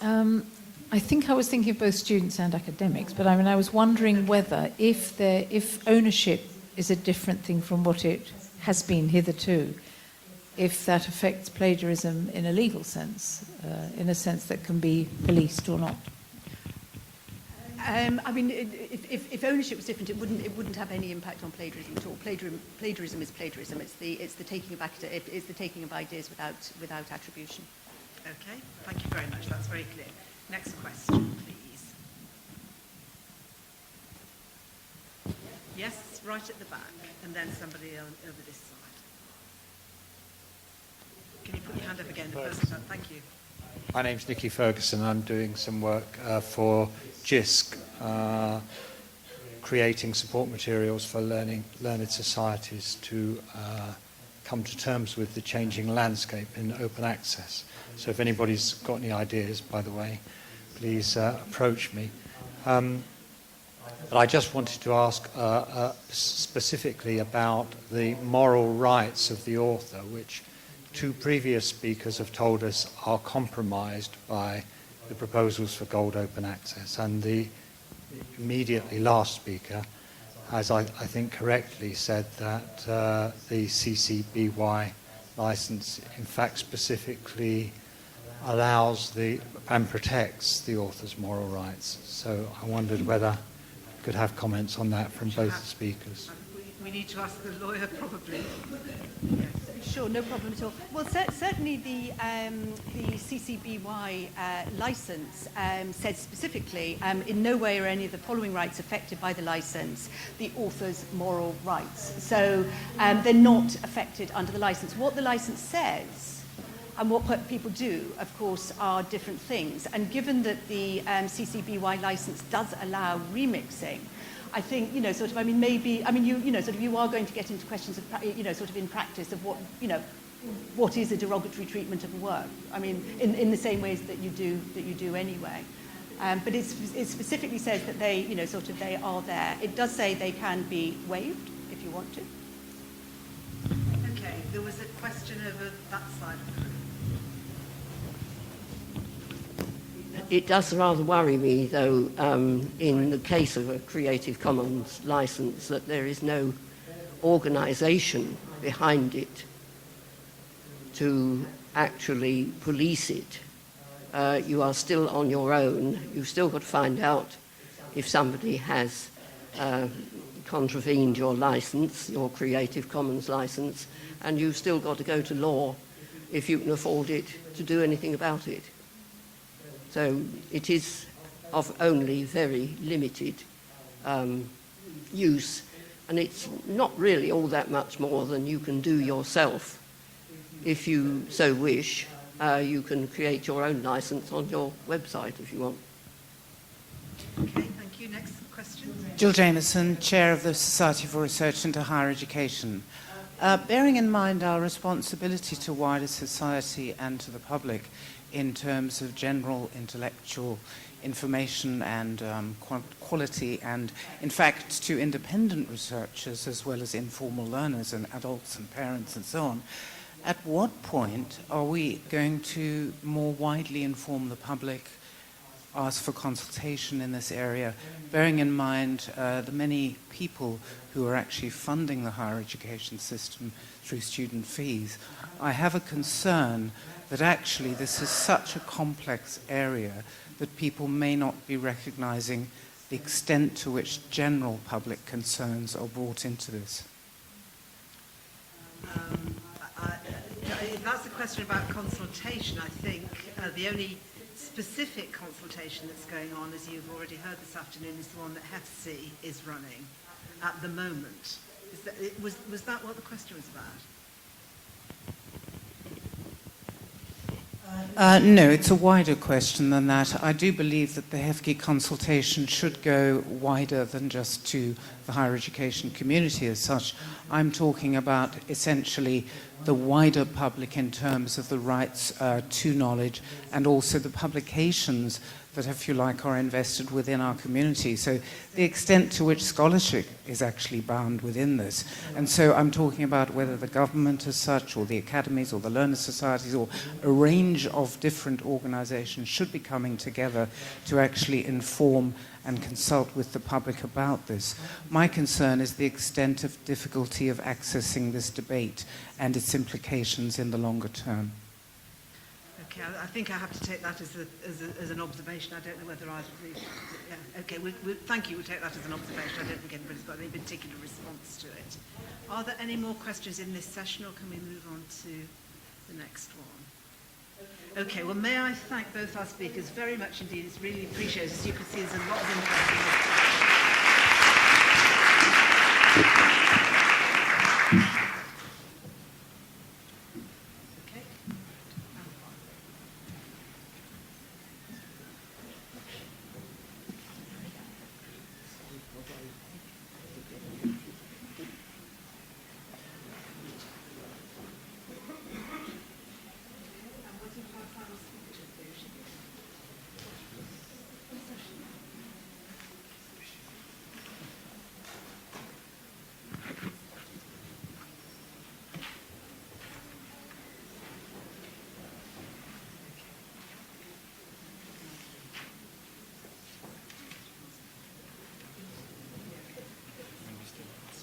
So may I then introduce our final speaker today, Judy from the British Library, who has the unenviable task of coming last. I hope that we haven't stolen your thunder completely. We're looking forward to hearing what you've got to say.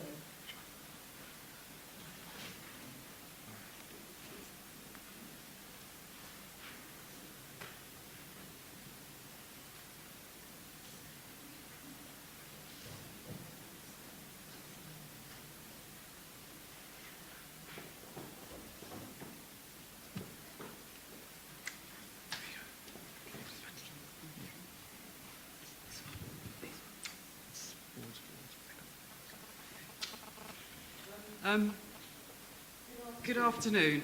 I'm delighted and honoured to be speaking at this conference this afternoon on the Finch Report and its implications. And my brief is to look at some of the implications for academic libraries. Now, it struck me that as I was last, you may well be completely open accessed out, that it would be quite good to open up the scope of the presentation to look at the more general information landscape and its implications for libraries. Because for libraries, I think that's exactly where Finch sits. It's within a huge environment that's quite challenging and is changing. Now, unfortunately, I haven't been able to be with you all day, so I'm also hoping that I'm not going to be repeating things that you already know. And I'm working on the principle as well that you'll all know far more about open access, about gold, green, and so on than you ever thought you would, having been here all day. So I'm not going to talk through those aspects of it. And I think, as I say, I want to very firmly put open access in the context of the challenges that libraries are facing at the moment. And what I've done through the presentation is use a number of different pieces of research and initiatives to draw out some of the issues that I think are current.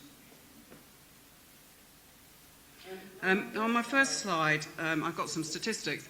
And one of the things that I discovered when I became a librarian, although I shouldn't really call myself a librarian because I'm not properly qualified, but I've discovered two things about information professionals. One is that they love acronyms, and the second thing is that they love statistics.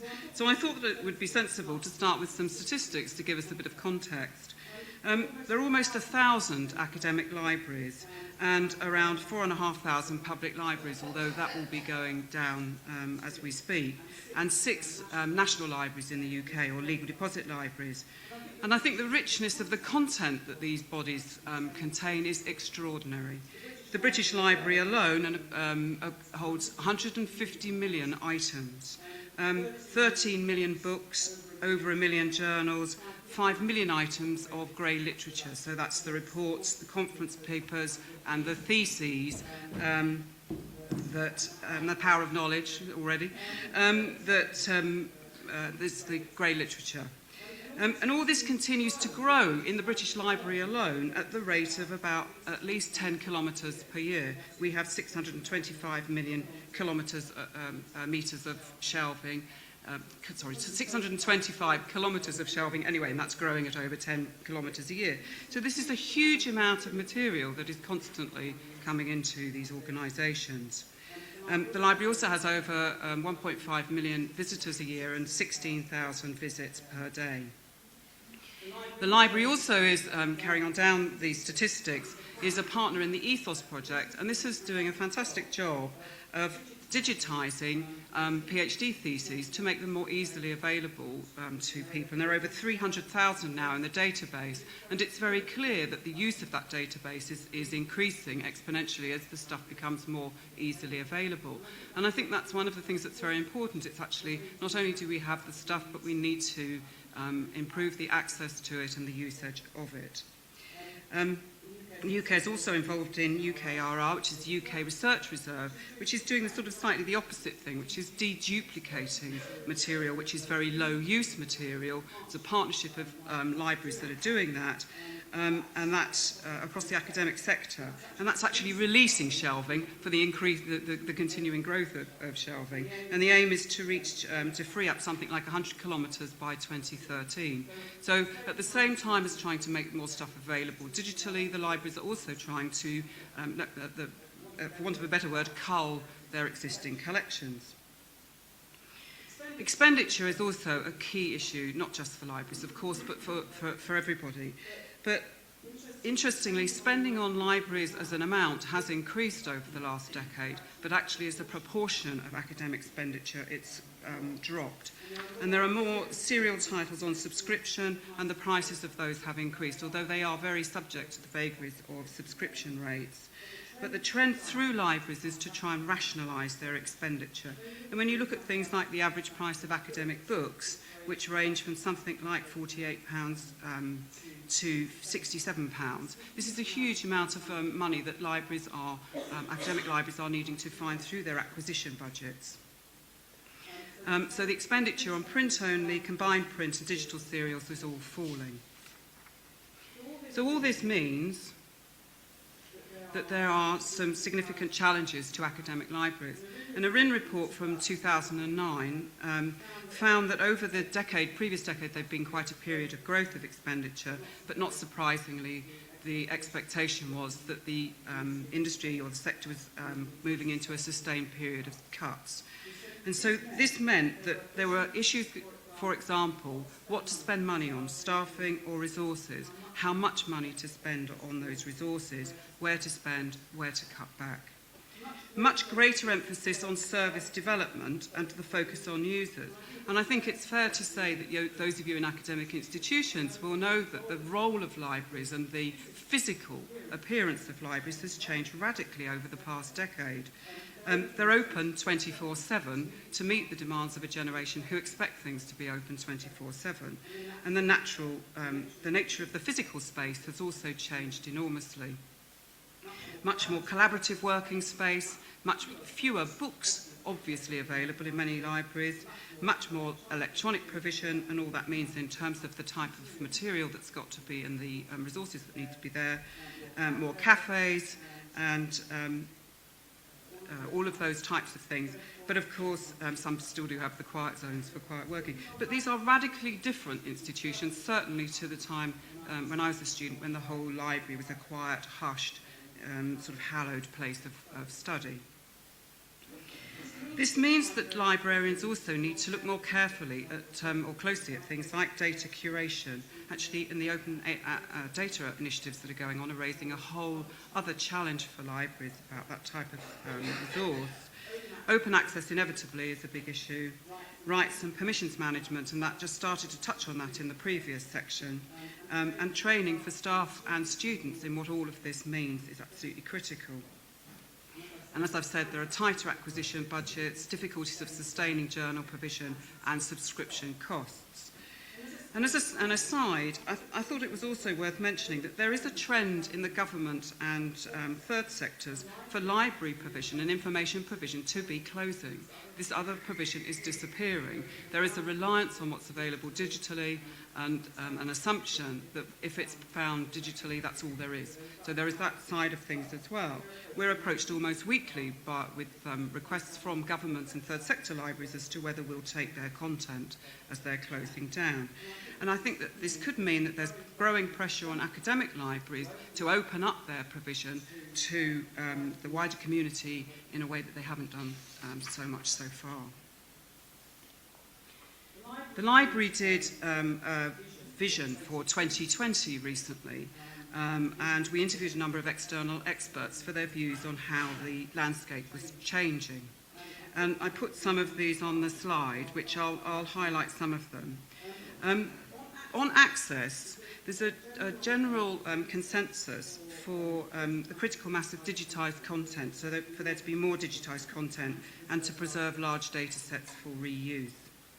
And in fact, a lot of the research councils now are looking at secondary data initiatives and so on to actually promote the reuse of material. Likely to be a smaller distributed network of specialist guides and curators information specialists, and an ongoing role for librarians, information specialists or curators to be selecting from available content, to be making that sort of content available, and to move from librarianship to informatics, and a need for more data managers. But also alongside this, the external experts felt that there would be a much greater need for researchers themselves to get better at finding and interpreting sources of information, and lots about the reliance on search engines, as I've already mentioned. A couple of other things. Globalisation and interdependence will lead to more specialisation and reduction of duplication. The emerging economies of China and India are something that need to be taken into account. They're establishing their own network of universities, and their reliance potentially on UK research will decline. So UK universities will need to be thinking about their positions there in the landscape. And then another aspect, which is less academic, the ageing population with increased leisure time and their search for resources around family, local history, but also in things like the University of the Third Age, will make the library begin to change its nature. I won't talk about the copyright issues because I think that's all been covered in the next session. I've got some other things that I'll make, but definitely the growth of open access, Creative Commons licenses, consumers themselves not being easily able to distinguish between legal and illegal sources, and also, I think, in terms of younger people, and a lack of knowledge, but also an expectation that everything should be available and is available, so wanting to capture it. Today's been all about, I think, the move towards free open access scholarly works and enabling access and removing barriers to participation. And it's clear that research itself is becoming increasingly collaborative and open. As well as through government impetus, there's support from open access publishing models being driven by institutional mandates. And for example, the US National Institute of Health, which distributes $29 billion worth of grants, resulting in 80,000 articles annually, has insisting on its articles being available to all within a year of publication. So that's been very significantly driven by them. And again, as I suspect you will have heard today, there's a range of models for open access altogether, including the author pays, hybrid open access, and time-delayed open access. And assuming that open access will exist in all of those forms, a core role for academic libraries will be to make sure of access rights and permissions for use. And that will be more critical as in this collaborative and open access world.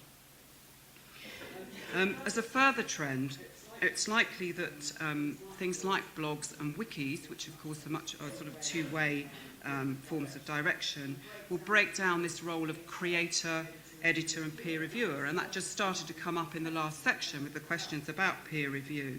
And there'll be perhaps lead to scientific articles, potentially even monographs, being released in a state of constant beta testing. So things won't be in a final form, they'll be released in pre-print, if you like, using a sort of old term, again and again. And what are the issues here around rights and version control? They will be very important.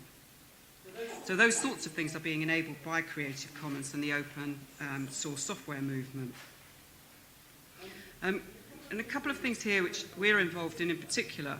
We've just started working with the CLOSER, which is the Cohort and Longitudinal Studies Enhancement Resource. And what's interesting about that is looking at harmonising resources across the 9, at the moment, longitudinal cohort studies. And so they're looking at harmonisation of data, harmonisation of things like impact, which I'll come on to in a second. And that's, again, interdisciplinary because it's working across ESRC and MRC.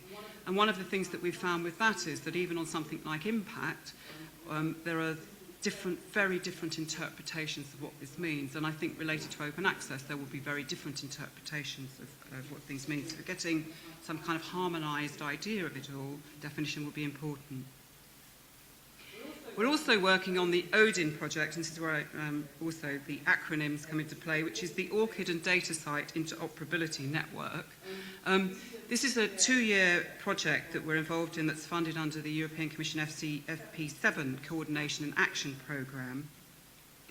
And here, this is working with ORCID, which is Open Researcher and Contributor Identification Initiative, and the DataCite Consortium, which is about digital object identifiers for data.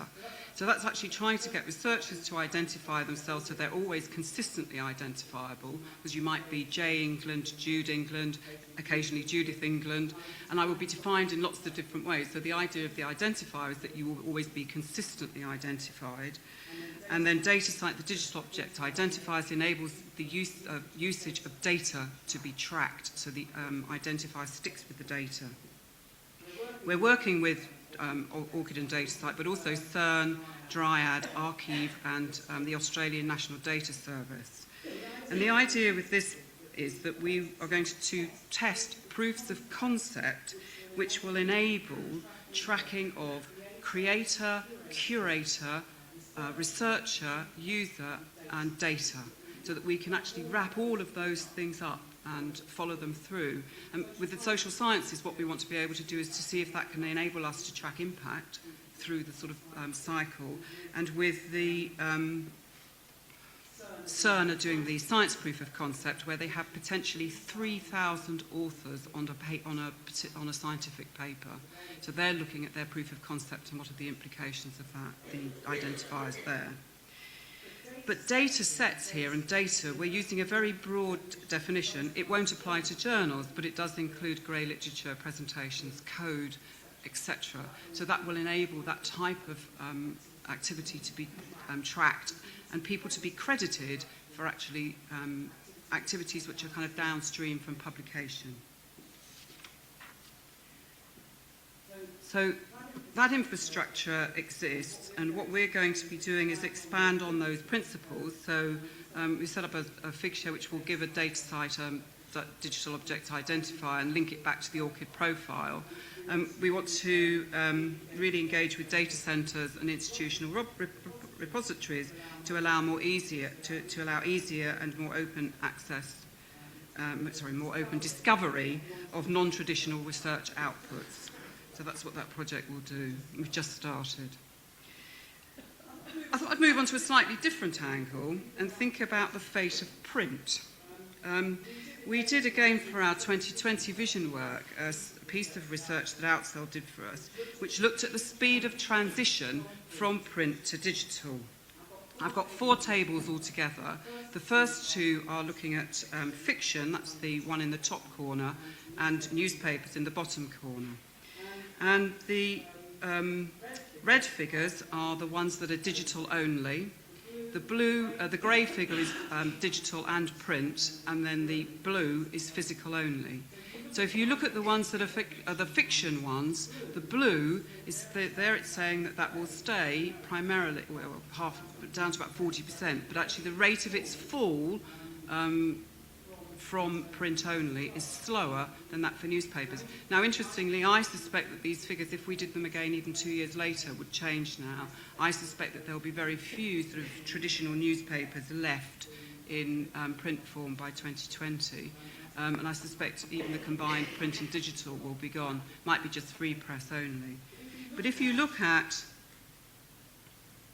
the trend of journals and monographs, this is a much different picture, where the rate of trend to digital objects only is much faster, particularly for journals, less so for monographs. But again, I suspect that that figure for monographs may already have shifted and be moving to digital more quickly.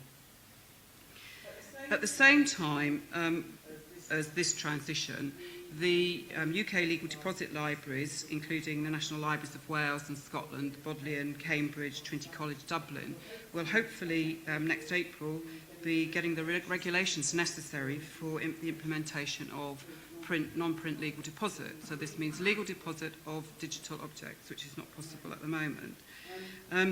This has considerable implications for storage and for how we manage all of this, although access will still be limited to one user on site of the organisations. But it's likely that there will be huge digital storage requirements. So again, for academic libraries and for how libraries cope with this is actually a big challenge that's coming ahead. There's also been some work done on libraries of the future, and this is taking an even longer term perspective up to 2050, the Libraries of the Future project. And this was a collaboration between the British Library, GISC, RIN, Research Libraries UK, and SCONAL, which is the Society of College, National and University Libraries. And they came up with 3 potential scenarios for 2050. This was through workshops, and they were identifying the critical factors that were likely to have the most impact on the future. And the access, the open and closed access, is whether society and higher education have open or closed values, and whether the cross-access is whether HE is going to be dominated by the state or the private sector. And they developed these long-term scenarios, which are the walled garden, the beehive, or the Wild West.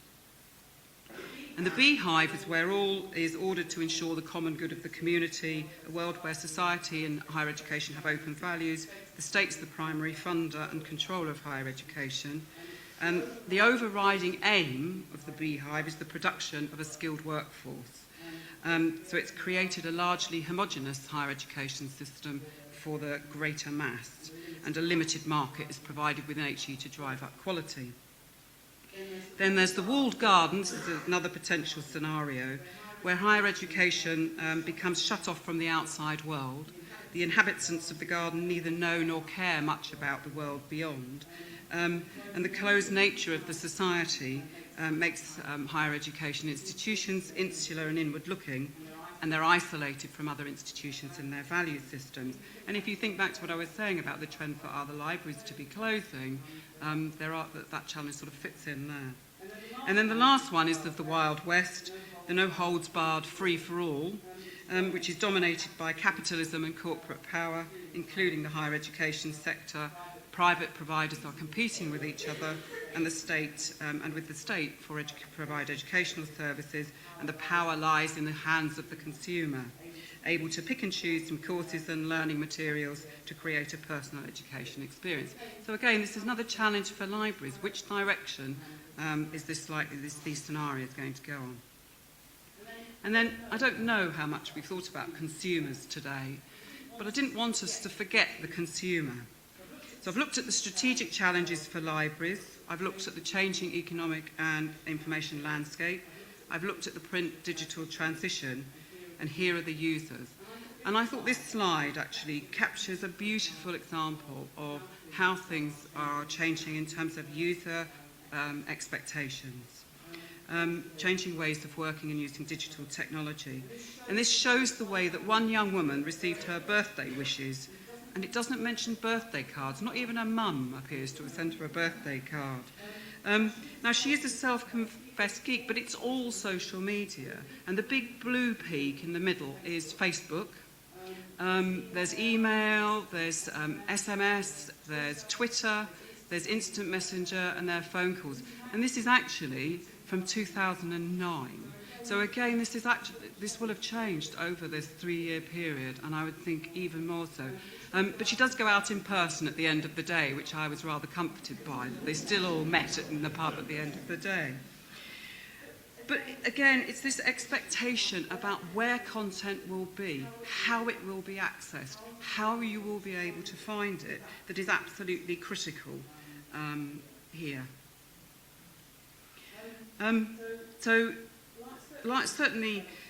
Just going back to libraries and librarians, I think, and we began to talk about that with the mention of plagiarism actually at the end of the last section, that libraries and librarians are really well aware of the power of Google and the power of Wikipedia. Somebody said to me the other day that a lot of students, what they do is that they use Wikipedia as their jumping off point. They start there because there are articles and peer-reviewed articles, and then they move on from there. So it's about instant search and find. So it seems to me this is one of the things that we kind of need to get used to. This is how people will be working. It's how they're working already. So it's very important to mention that. But also the joy of born digital content and digitised content is it's enabling research that would never have been able to be done before. So if you think about something like the library, which is now involved in the mass digitisation of British newspapers, we've digitised nearly 6 million pages. That's over 200 titles. The plan is for 40 million in 10 years. And if you think about the text mining you can do on that you would not have been able to do. If you think about it, you wouldn't have probably done 100 years to get through that, some of the work that you would have been able to, you're able to do now through text mining.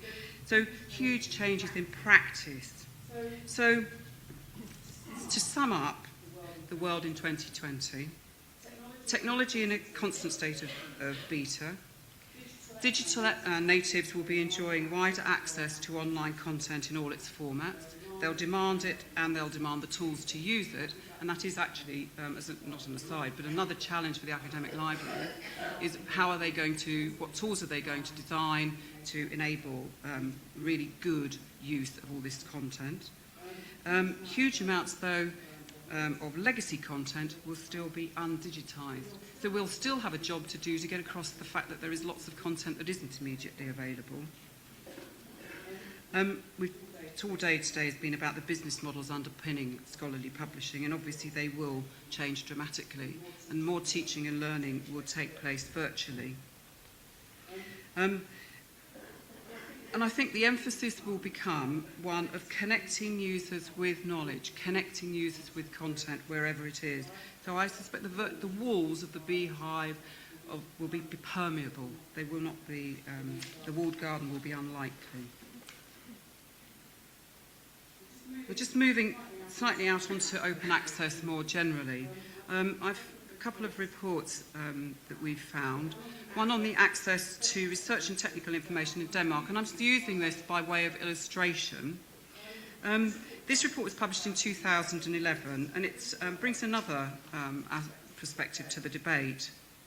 It's a small piece of research that draws out information behaviour issues and themes, and it looked at access to and use of research among knowledge-based small and medium-sized enterprises in Denmark. And this found that the most important information sources, and this is small and medium-sized enterprises, we're not talking about students, we're not talking about researchers, were research articles, technical information about scientific technical paper standards, and technical and market information.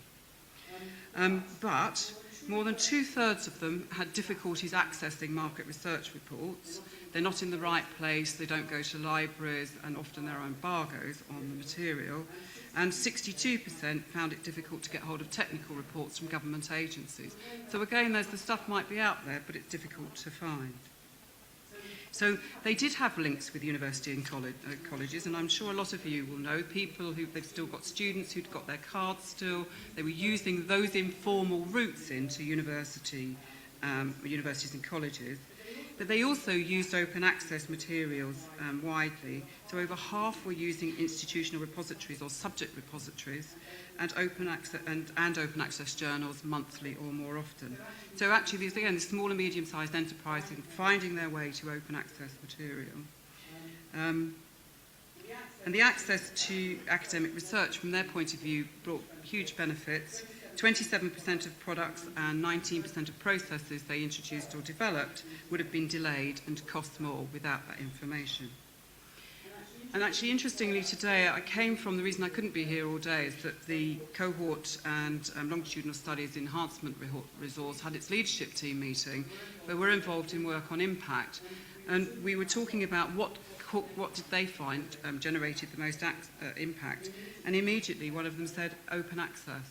Actually being able to, particularly for those outside of higher education, being able to access their information through open access networks enabled them to have the most impact. Another piece on open access and libraries from Charles Bailey from 2008.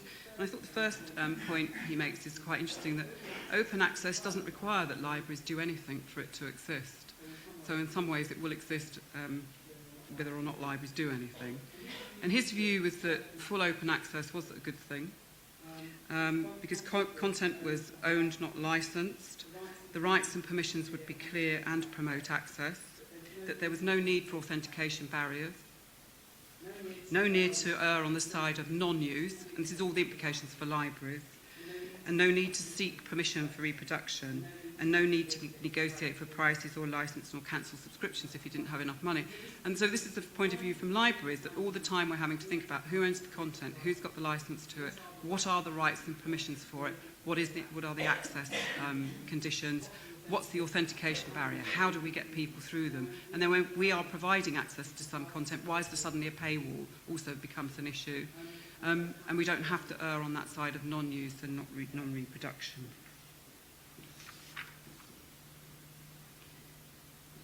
Then the last piece of information I wanted to pull out was that in April this year, we were involved in a group which had 14 senior librarians and industry experts. It was brought together by Sage Publishing. And that was about discussing the role of the library, the academic library, in an open access future. And that included participants from the UK, the US, and the Middle East.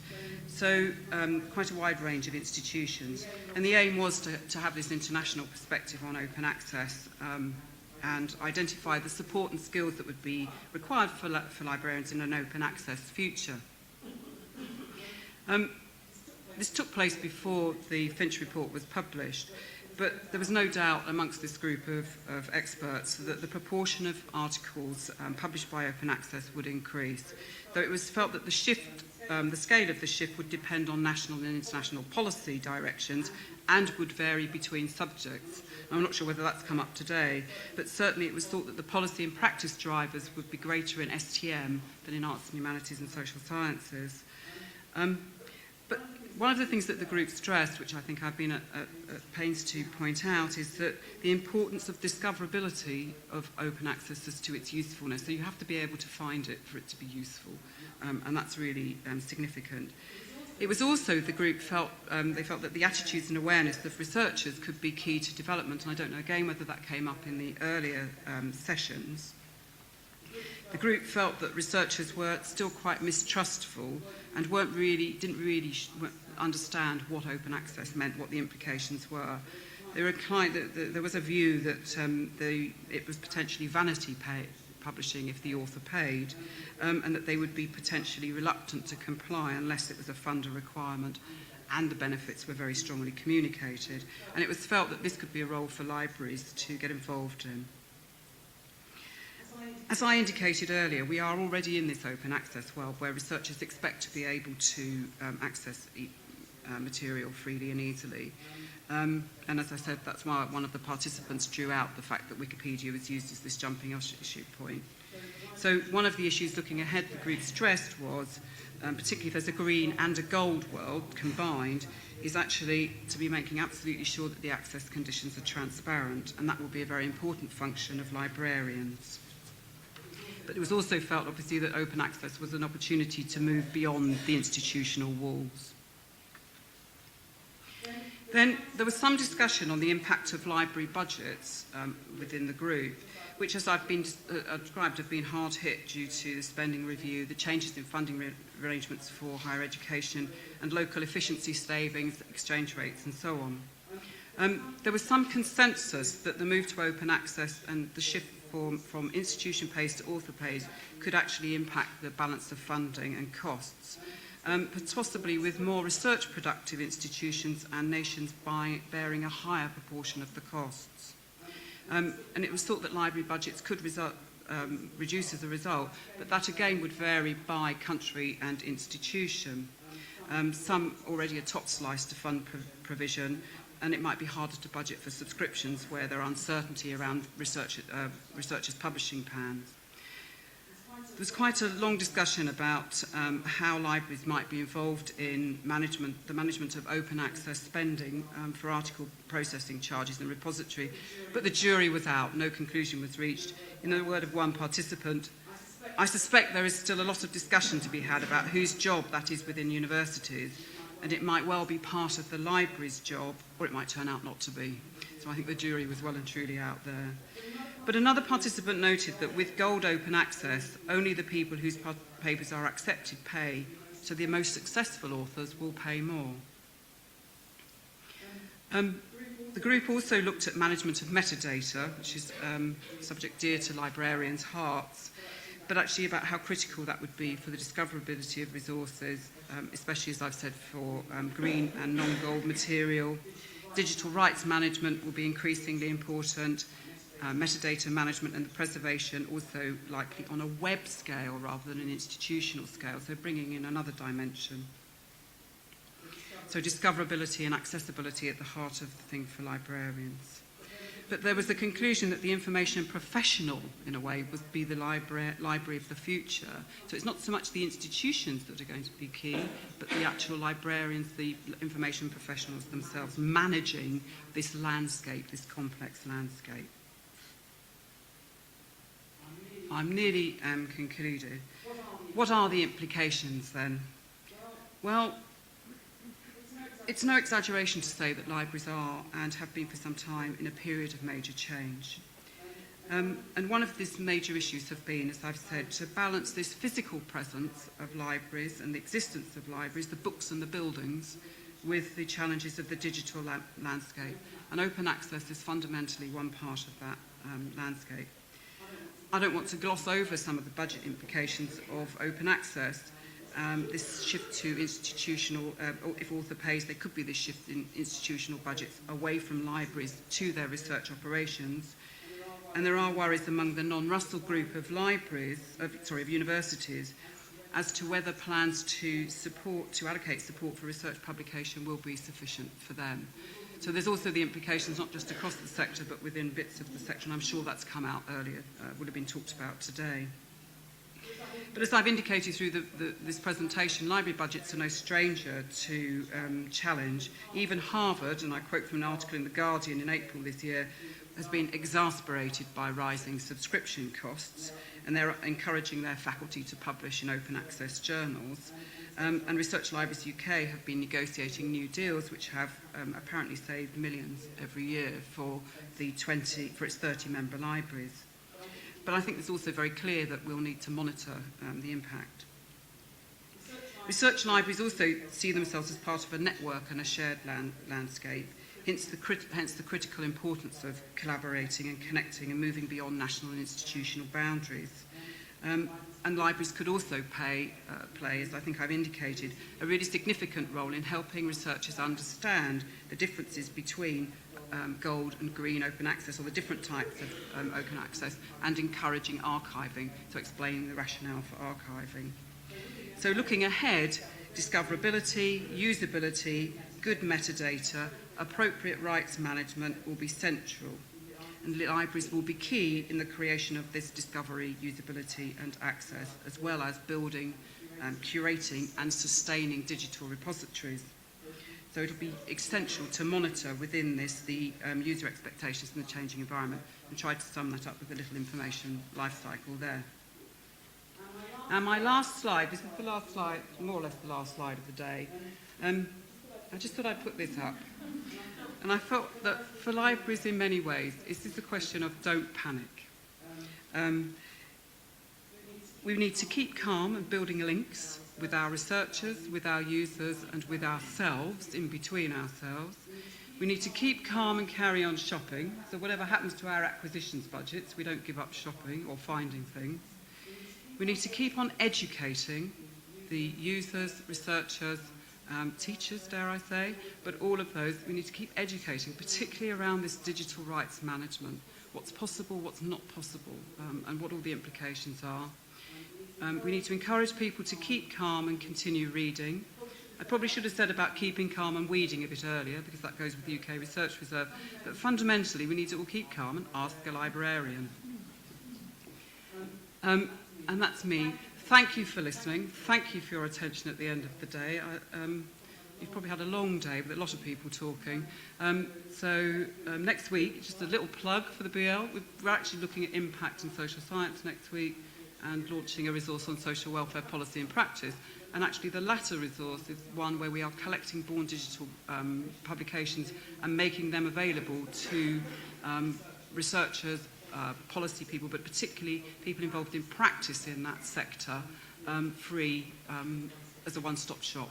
So that's that resource. So that's, I think I shall say thank you. And questions?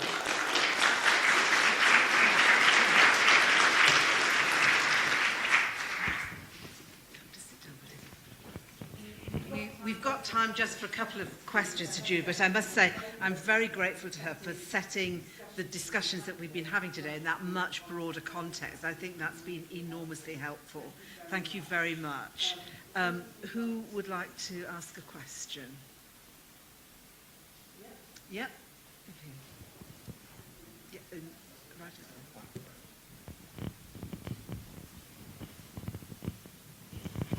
Thank you. That was most informative. I'm Terrell Carver from the University of Bristol and the Political Studies Association of the UK. Could you tell us a little bit more about what UK libraries and librarians have done to bring the price of journal subscriptions down? My comment and question this morning was really to the effect that we've got a business model and ordinary market relations operating here, and if any of us, libraries included, feel we're paying too much for a product, it's up to us as consumers to do one thing or another to resist and get prices down. And I believe you will know about this. Harvard and other institutions in the US banded together not just to create some open access arrangements, which might be good around the edge, but to basically get the price of scientific and medical journals down, because that seems to be the chief area of complaint. I think one of the key things has been some of the big collaborative deals that have been negotiated. So as I said, in terms of research libraries in the UK, looking at the major publishers and doing deals that would appeal to a whole group, apply to a whole group of libraries. And similarly, JISC also negotiates actually on behalf of university libraries. And I think also the other thing from our perspective is actually to be looking at what's used. So it really being very ruthless and not accepting that because you've been having it for 10 years, you should carry on having it. So I think there's something about that constant iteration, going through the resources and not taking for granted the material you've had. But I do think that trying to work collaboratively actually makes a big difference. Thanks. Another question? Yes? Middle there.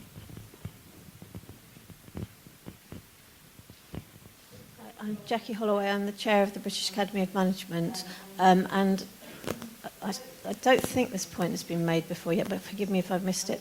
I was really glad to see public libraries brought into the latest presentation, and mentioned a few times before, because that's one route for doing an awful lot of things, and we lose them at our peril. But also, public libraries in the UK have often been way ahead of a lot of other institutions, giving access through the web, through publicly provided terminals and so on. So that's one physical route to complement all the things we've been talking about. But I think my other concern, and it's a fairly fundamental one about the whole interpretation of open access, is that there's not much point, and I think this is Ozzy's point as well to some extent, making it possible for people to obtain outputs which were provided and produced for very different purposes than the greater involvement and engagement of members of the public. There are some members of the public who would be, I'm sure, more than happy to read academic journal articles, but most of the things we could do to widen access to shared knowledge and also to return something to the community that has contributed to the cost is to actually produce different sorts of outputs which are genuinely accessible. I think that's an interesting observation, which I see lots of heads nodding round and other people not so sure, but I don't know whether you want to say anything about that. You don't feel you have to. I think it does raise an issue about things like blogs and actually encouraging researchers to publish through those sorts of routes and the more informal channels, particularly through social media, because that does make their research more accessible to a wider group. And within the closer framework, one of the things which is the cohort and longitudinal studies work that we'll be doing, one of the things there is we've been looking on the impact side specifically at what these studies will do to engage their users or their subjects. I don't really like using that word, but the people who are involved in those studies, who are parts of the cohort, but also then out to the wider public about how the research that they do can be made more accessible. And I think it's a really important, actually, good point to make, that it is very difficult sometimes to understand academic output. I may say so. Okay, well, one more question and then we'll draw to a close. Yes? Oh, you've asked, now, I know that you've asked one question before, so is there anybody else who hasn't had a question? And you've asked one before. Is there anybody? Okay. Right, okay. And not to land the British Library in it at all, but I think there is something actually very fundamental there in respect of the Finch Report and the recommendations, is that there is an assumption, and you focus very much on journal articles, scholarly journal articles, but those are, as Jude has hinted, and I'm sure people are aware, actually quite inaccessible to the majority of small, medium enterprises that BIS might be targeting, and also to the general public. And I think there's actually scope in the more public consultation that our colleagues were referring to, and indeed for the Academy themselves, to think about actually the way that articles are written, and that perhaps the thing that should be made more publicly available with appropriate copyright, to answer Ozzy's point, is a kind of plain English research summary, some of which are written for the research councils anyway, as part of their requirements, and perhaps that would actually meet the need and might be a way round, not undermining the journal articles model, but at the same time making research more widely available. So not to throw a spanner into the works, but I think there is potential to have a conversation about that. Okay, well, I've just spotted somebody who hasn't asked a question yet, so the absolutely final one behind you. Thank you. I'm David Simon and a member of the Academy, but I'm also chair of the Journal of Southern African Studies and associated with several other journals, many of whose authors and readers are based not just outside the UK, but in very poor parts of the world.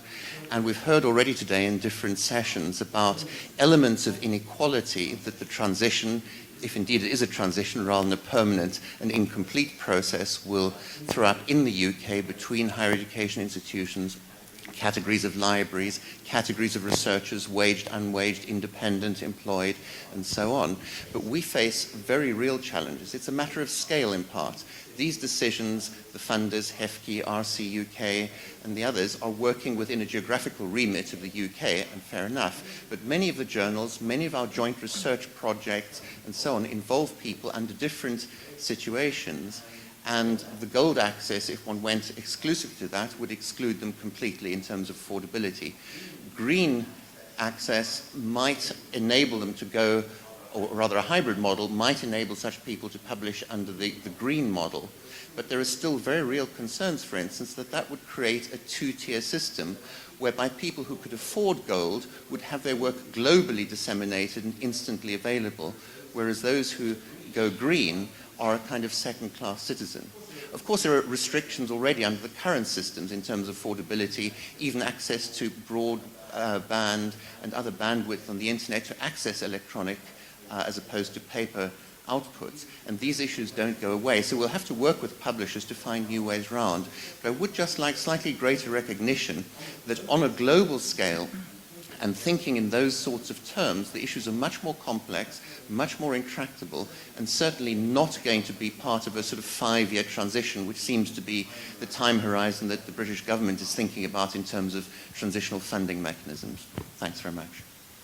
I'm happy to make a comment on that myself, and then I'll turn to Jude if I may.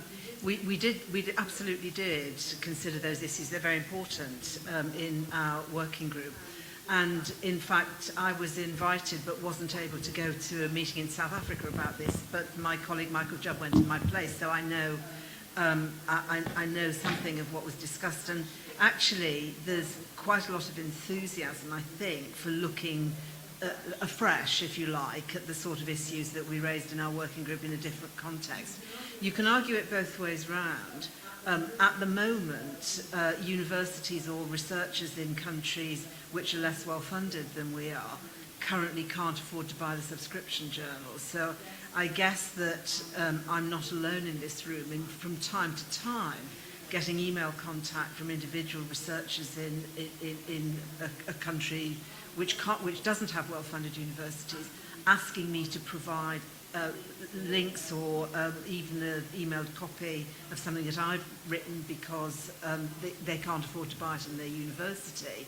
So the Gold Open Access model does actually give opportunities for people to get access to material which currently they don't have. So there's a plus point from that point of view.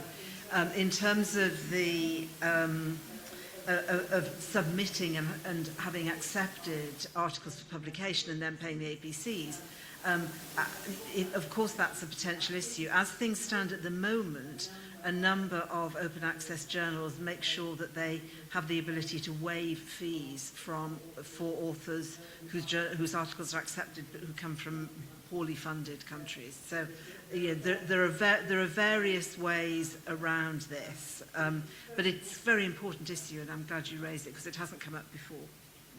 Yeah, Jude, okay.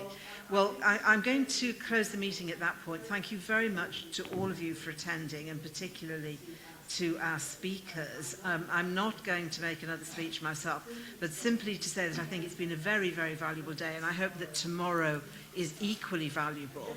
And just to remind you that the report that was produced under my name is not actually called the Finch Report. It's called Accessibility, Sustainability, Excellence. And those three pillars are the ones that I want to hang on to. And we will succeed in moving forward if we manage to produce a situation in 5 or 10 or 20 years' time where those three pillars are still strong. We've got good access to more people, a sustainable business model and an affordable one, and one where the excellence of research is maintained. Those are my personal criteria. If we do nothing, all three of those are at risk. And that's why I think it's worth making sure that we can take as many people with us through the implementation phase with positive enthusiasm, I hope, as well as continuing questions and contributing as this conference has done to helping to make it a success. Thank you very much.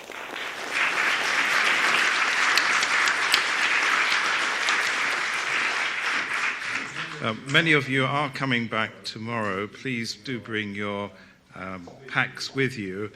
Those of you who aren't coming back, if you can spare a moment or two just to complete the feedback form, I will be grateful. There's a box and a chair on the way out. Thank you very much.